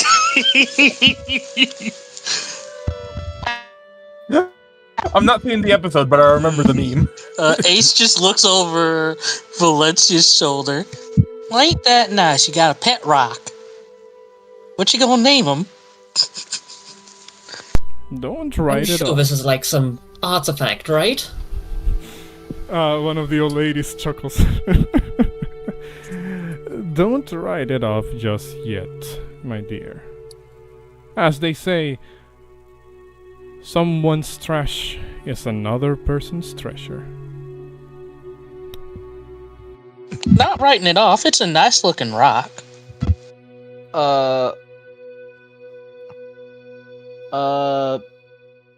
Signis is gonna look at the last pouch and just sort of say, this is for you to keep, right? Well, we can't just be giving away everything we own to every passing by traveler. Another of the old ladies says, otherwise we would have nothing else to give. Makes sense. That is valid reasoning. Now then, since the business has concluded with these bags, do we have your thine permission to use the door or to go to where it leads next, or is there more business that must be concluded before our departure from thine home? No, in such a rush to leave, not even going to stick around for supper. Another of the old ladies says, how rude. I mean, they made food and they're offering. Are we hungry? That's up to you. That's up to your character. You don't feel hunger, at the very least. What's it called? The housemaid kind of looks over at you guys and says, beyond this door lies the rest of the forest. Should you wish to, you can face the trials that await. Or you may continue. That choice is yours. But remember, should you ever feel weary, there is no shame in taking a break. I would like some such humor. You see as the housemaid kind of bows real quick, seems to go over to one of the shelves nearby, grabs a bowl. There appears to be already like some form of like soup being brewed up over the fireplace. She, in like the instant, like with unnatural speed, the housemaid already has like a full bowl of soup served for you, Shieldbearer. Go ahead, Ace. Yeah, Ace was like, well, it's back. Well, it ain't right to just leave and folks offering victuals, so I'll take you up on a nice bowl too. And looking over at Valencia's like, well, you can't just be rude. Not everybody just has meat lying around. It ain't You It ain't no 5-star hotel. you look to your left, and the housemaid has already served up a meaty stew for Valencia, without you even The realizing where the fuck she dragonoid got may it. not be. Go The ahead. dragonoid may not be able to ingest vegetation. Ace under her breath with her passive stealth. Could give her a bug or something. Rockwood's in state. Is this... Mine in palate is relatively robust. So long as it is not rotten, I do not care what my meal is. I'm not Is picky. be- I wouldn't mind. Yeah. Be it bones or whatever else, so long as it is not decayed and rotten, I am fine. Again, it's as if the moment you ask for it, a bowl is already served for all of you. Could Ace make like an Arcana check to see if this is some sort of magical shenaniganry? You can try. Also, there's a bit of like feedback going on with your mic, Bard, for a moment there. May I enter and take a seat? You hadn't already? Oh, well. We're blind, remember. We cannot see you where you stand. Come on, dearie, sit down. Your bear takes place at the table. Is Atlas still standing in front of the door while everybody else taking a seat at the table? Yes. As everyone kind of starts walking in, Atlas will just say, I insist we keep moving forward. However, I acknowledge the need for sustenance. Eat your meals, take your time.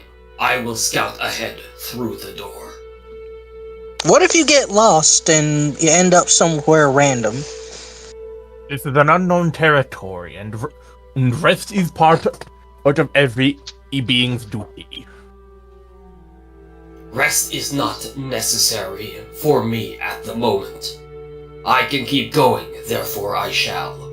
I will not go ahead of all of you too far.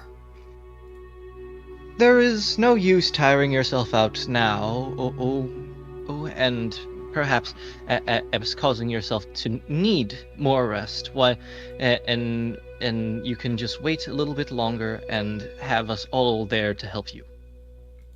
This unit is genetically designed to not require more than 4 hours of rest.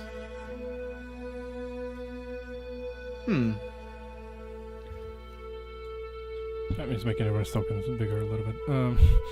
What was it called? As you say that, these units do not require more than 4 hours of rest. The housemaid kind of stands in front of you. She's significantly shorter than you, Atlas, and says, all your companions wish to stay and rest and eat for a moment. You should join them. Atlas will kind of look down at her, kind of stares for a bit, and is going to walk in, but walk towards the door, not go through it, but will just stand there stock still. And after a while, it looks like they've just become a statue. You still haven't told us where you're from. Who are you asking this? I am from the Glamoth Empire. And where would that be? That near Kamigawa or something? I could name you the coordinates, but they would be useless to you. Speaking of our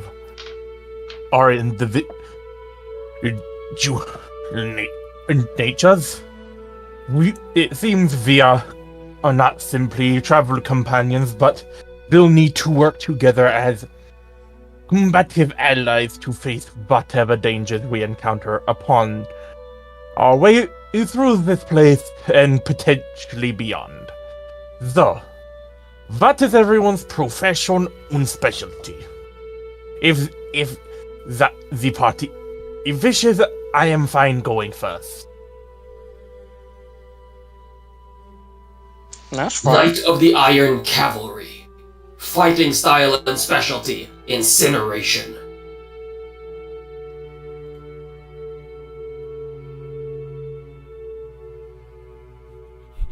Silence. Well, I am a Knight of Drangleic. I'm trained in leading troops. Where are your troops? He says with a full mouth. manners, sweetie, says one of the old ladies. Finish eating first. Oh, shit. There we go. What'd you say? Go ahead. Sorry. Oh, I just said finish eating first. Yeah, Ace just swallowed. Where are your troops then? Not with me at the moment. Is that an issue? Oh no, just asking. As of right now, you are my troops. I would not say that. I cannot agree, for the only true leader of me is the king of Illinois. Ain't your soldier or one of your knightly buddies, your knightly guys, so I don't think that qualifies me as a troop. If Zion has tactical capabilities that will aid us in combat, then Zion is free to give suggestions and directions.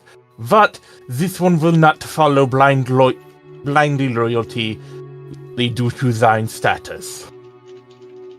This one is not a soldier, but this one does not. But I do not disgrace.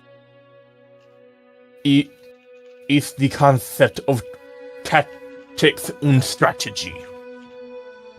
Article 16 of the Moth Military Regulations. Show respect to authority, but swear no fealty. Well, Lindsay just kind of sits there defeated. She can understand AR, she can understand Showbarrow, because both have mentioned like a thing they have a loyalty to, but the concept of not having a loyalty to something is foreign to her. Yeah. Yeah, because like the other ones are either outlaws or is a doctor guy who does not care that much for noble authority. She's dealing with two like knights or like soldiers from different kingdoms, and as far as she's concerned at this point, free bandits. Hey, he's not a. Though who wishes to go next? I am fine doing so if no one else wishes.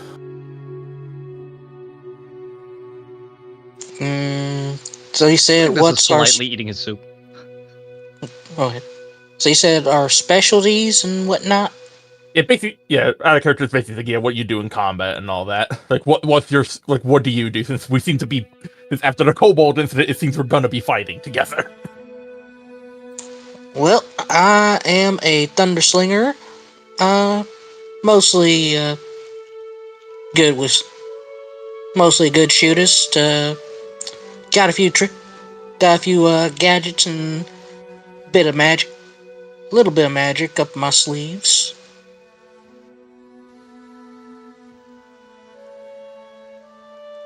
Should help in a fight, and well, if need be, I'm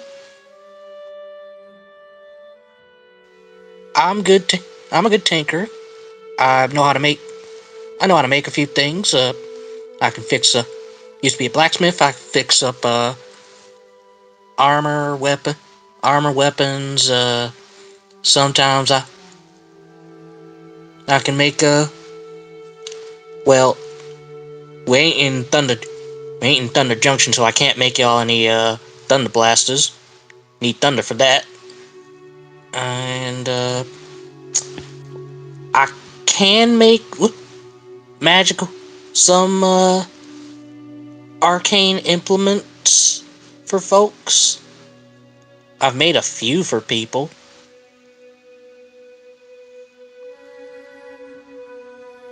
That would be quite useful. That is fair enough. Signis, does thine self wish to describe thine capabilities, or do you wish to keep your skills personal?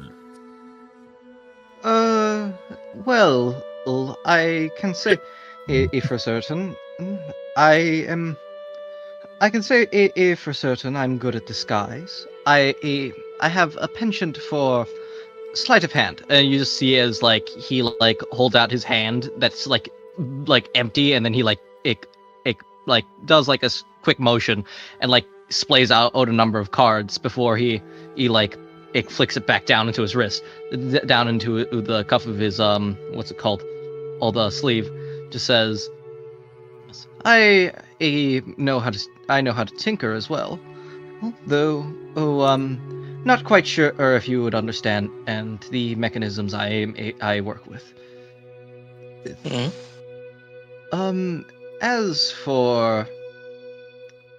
As for profession, I did say I was an entertainer. Also, this is very good soup. Could you perhaps give me the recipe? I'm afraid I cannot. A secret that my predecessor urged me to keep. He sort of chuckles. Alrighty then. And I may need to figure out how to replicate this down the line. Can Signis try to like using like You cook's can utensils proficiency figure out? You can certainly try. I guess it would be a roll using wisdom to try and like wisdom or intelligence. I'll let you choose. I say intelligence because I have better intelligence. That is a 22. Not super hard ingredients to memorize. The meat certainly seems like it could potentially be like pork, which again begs the question because you haven't seen any animals around. What's it called? You have noticed that there has like this little sort of like plants and spices that are in the the intermix there in the stew/soup.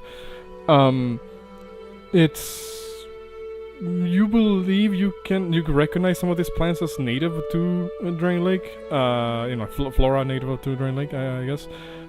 You believe you could replicate it to some extent. You don't recognize, however, with that same roll, even though it is pretty high, I say it's because it's high, you realize that you don't recognize some of the plants that may be, grown in this particular biome.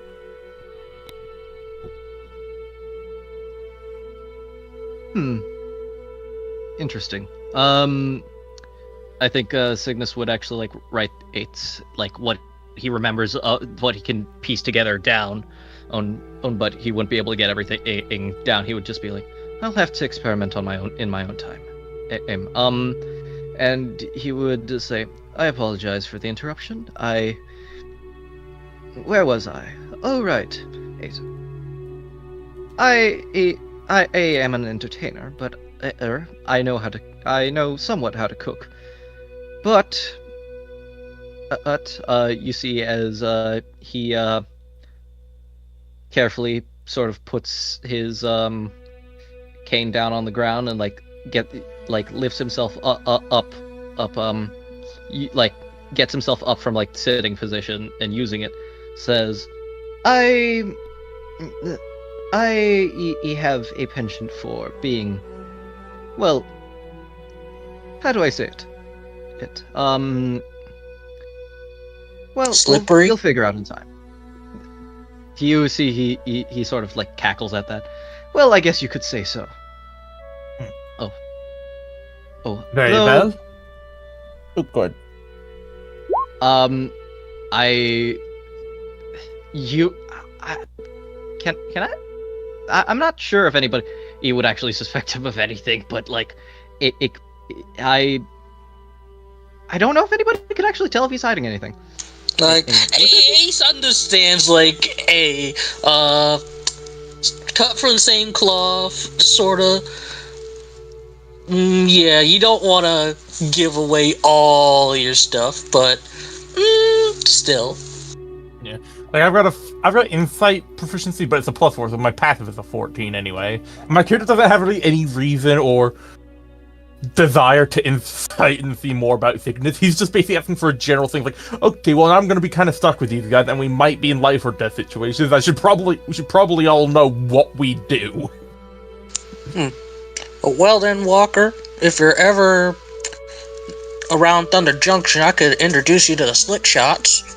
Some of us kind of do some pull some fancy tricks here and there.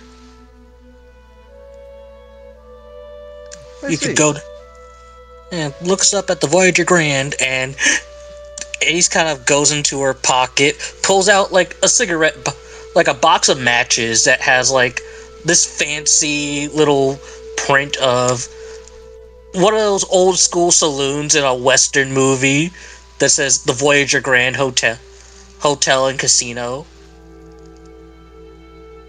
But, Shield Bear, what about you? As you never got to fight in the last battle, so you did not get to see thine capabilities. He pauses his eating for a bit, and he's like, well, I don't really fight. I like to keep casualties to a minimum, so I mostly go around knocking people to the ground, and if it's really necessary, knock them out. But only when it's truly necessary. That is fair enough. I can understand the appeal to non-lethal situation. As for myself, whilst I do have the title of doctor and the documentation to prove it, it is not mine active profession. I am primarily what one would call an alchemist, though mine specialty is in explosives and poisons. As he would then reach into his pocket and pull out one of various types of bombs. He pulls out one bomb, it's a standard-looking bomb. Another bomb, it's got a cross sort of on it, which is this holy explosive. Another slightly different-looking version of the base bomb, which is his quiet one. And then another one, which is his is poison explosive. These are the various types of explosives I currently have in my possession. This one utilizes black powder. This one another one. This one utilizes oil to ignite mine enemies. This one has a slightly different charge, so it explodes without making much noise. This one incorporates small amounts of holy water. Also, it is very efficient against those that are of more dark nature, such as undead and fiends.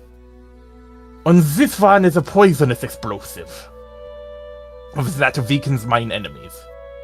And whilst I can only show the empty container, I also specialize in poisons, as mentioned. He says, as he pulls up his empty vial of serpent venom that he used in his syringe rapier. And I also can brew regular potions. Currently, I have these two. As he would then pull out his 2 syringes of healing potion. Goes, these are mine healing potions. I keep them in syringes, for they are much faster at giving direct injection to those that require it.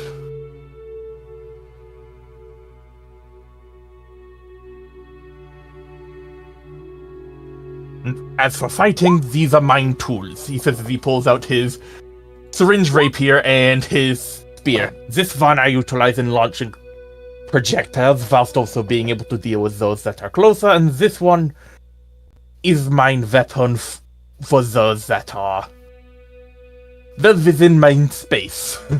He says he gestures to the rapier. That is every tool and such that I possess. As for other talents, as mentioned, I am good at alchemy. I have mentioned to Ace, but I also know a bit of smithing. I also know glass blowing, which I use for making to maintain mine tools for mine trade. I also know herbalism for identifying herbs and such. Which tinkering, which is with tools and gunpowders and other such things. Poisons and poisons. Gunpowder, you say? Yes. Very useful in any line of work involving demolition. I mean, most folks just use gunpowder for like polishing metal and whatnot. Well, some folks do use it for like dynamite and whatnot. When you mentioned explosives, yes. and Ace kind of goes into her bag. You see her with these little bitty cherry bombs that have like a little bit of a paint job similar to her tattoo. Are these? I got these. Are these distractionary micro explosives, or are these more of a scar and or injure somebody's face that is within close proximity? I mean, staying too close and might give someone a bad time. Call these the Ace of Sparks. Gets a bit of light show. If that ever requires more, simply let me know, and if I have the materials, I can probably manufacture more. It's all right. I know how to make a few of these, and got enough stuff to keep it going. Out of character, this is another one of the features from my subclass. Fair enough. Also, Rock with them put away his bombs, and out of character, he currently has 14 explosives on his person. That's the current number of active bombs he has on his body. But I also am competent in healing, so if any one of you has medical concerns or other such things, come to me and I can help you. And I promise to keep doctor-patient confidentiality and not share any information that you do not wish to expose.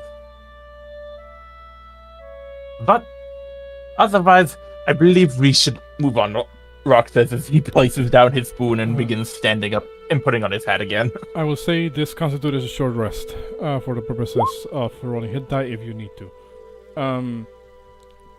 What's the call?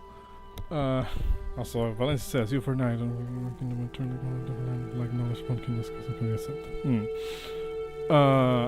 Here's what's gonna happen. As I was typing in the chat, Milibet, well, the housekeeper, you guys never ask her name, did step outside for a second. Valencia and Atlas could hear that she said, "Come here," to someone or something that wasn't really directed at Atlas or Valencia. If Atlas or Valencia were to peek out of the back door, they would hear like the sound of like trotting almost.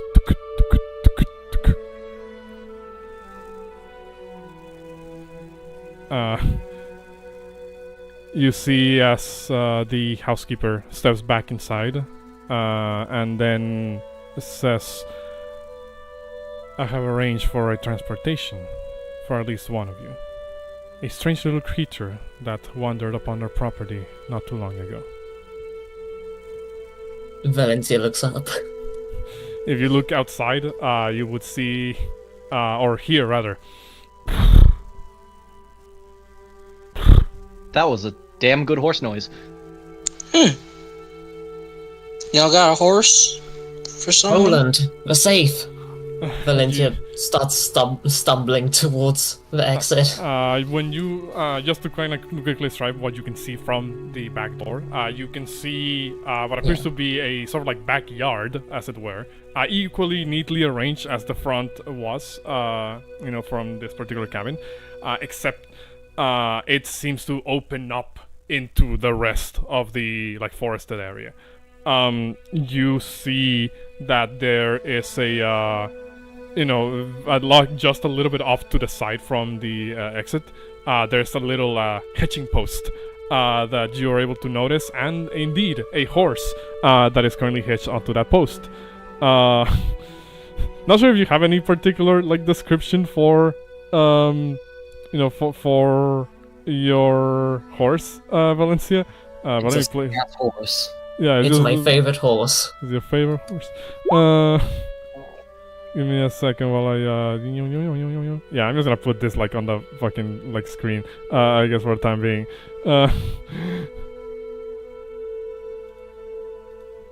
What's it called? And when Rock asks that, what's it called? They just kind of reply. Article 4 of Glamoth Military Regulations. Leaving the cockpit is strictly prohibited. Also, I have noticed you trying to abbreviate my designation to AR. As a member of the serial unit AR, it would make very little sense to abbreviate my name as such. There are many versions of the AR unit, and any use of said designation would cause a major confusion. Then what would thine wish to be referred to as then, if in a form of abbreviation for the stating of thine full designation would take time, which we may not have depending on the situation.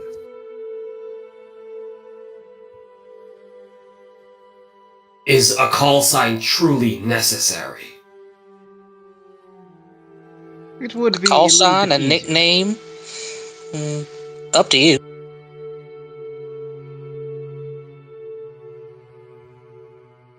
In that case, I suppose you may refer to this unit. Call sign Atlas. Now, Very well then.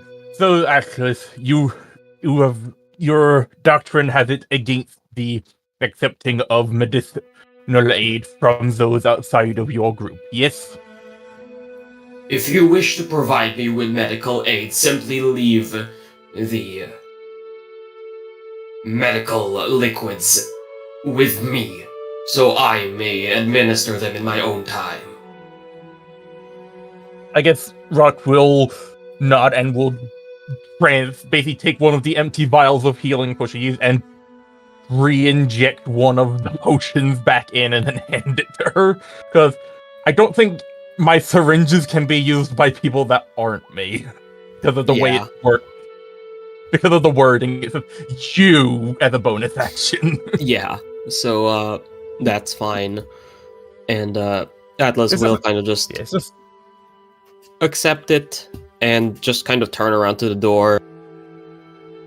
We have wasted enough time. Let us keep moving. Before we leave, may I ask what your names are and pronouns or rank? Are you asking? Valencia starts leaving with AR. Are you asking the old ladies and the housekeeper? Yes. The old ladies all chuckle, and seem to kind of not quite ignore you, but don't seem to be wanting to answer the question. The housekeeper, however, walks a little bit closer and says, "I am Millibeth. I am the housekeeper, caretaker of these three old ladies."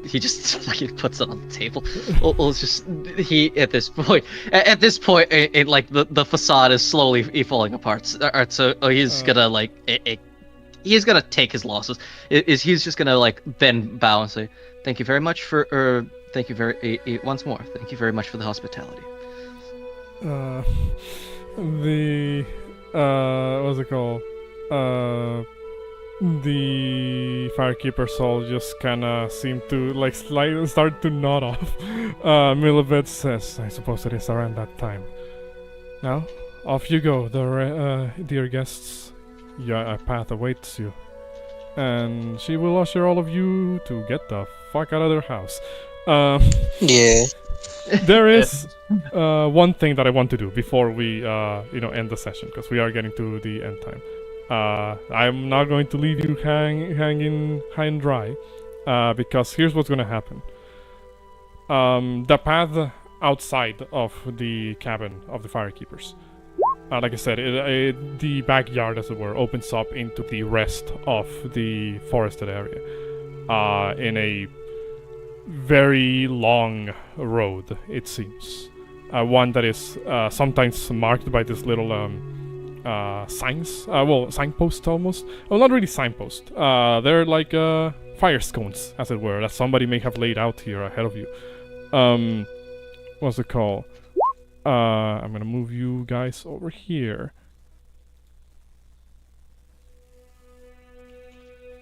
There we go. In front of you lies...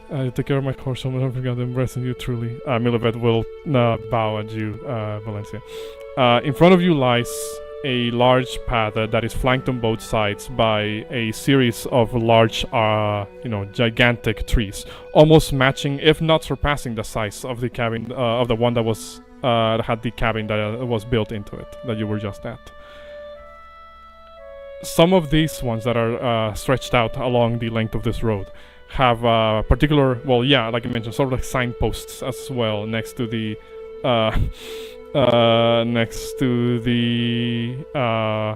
arch trees. Some of these signposts are actually have legible writing on them in common. The first one, the one that would be closest to you, is called Trial of Strength.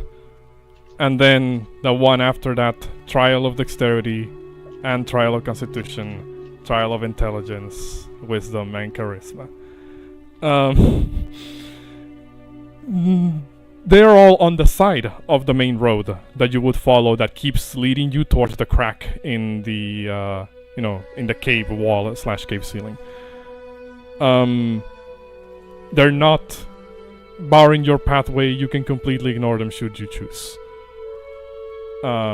But for you decide whether you, you try to engage with them or not. Valencia, you will hear a little voice come from a place above from where you guys will be standing in this path. From presumably one of the large tree branches that lie, that go along the length of these gigantic trees. They are very high-pitched voices. Two voices, actually. One of them says, "You, get us smooth." And another one says, "Yes, you, give us silky." As you get caught off guard, you're not sure the source. Do you follow the source of the voice? I look around and try to see if I can see the source of the voice. You try to look around, you look up, and you notice what appears to be a nest, like a bird's nest, tangled branches and everything. And peeking from the nest, you see as a, what's it called? A pair of small, seemingly talking crows seem to be the source of this voice. As I put this once on the map, what's it called? Here we go.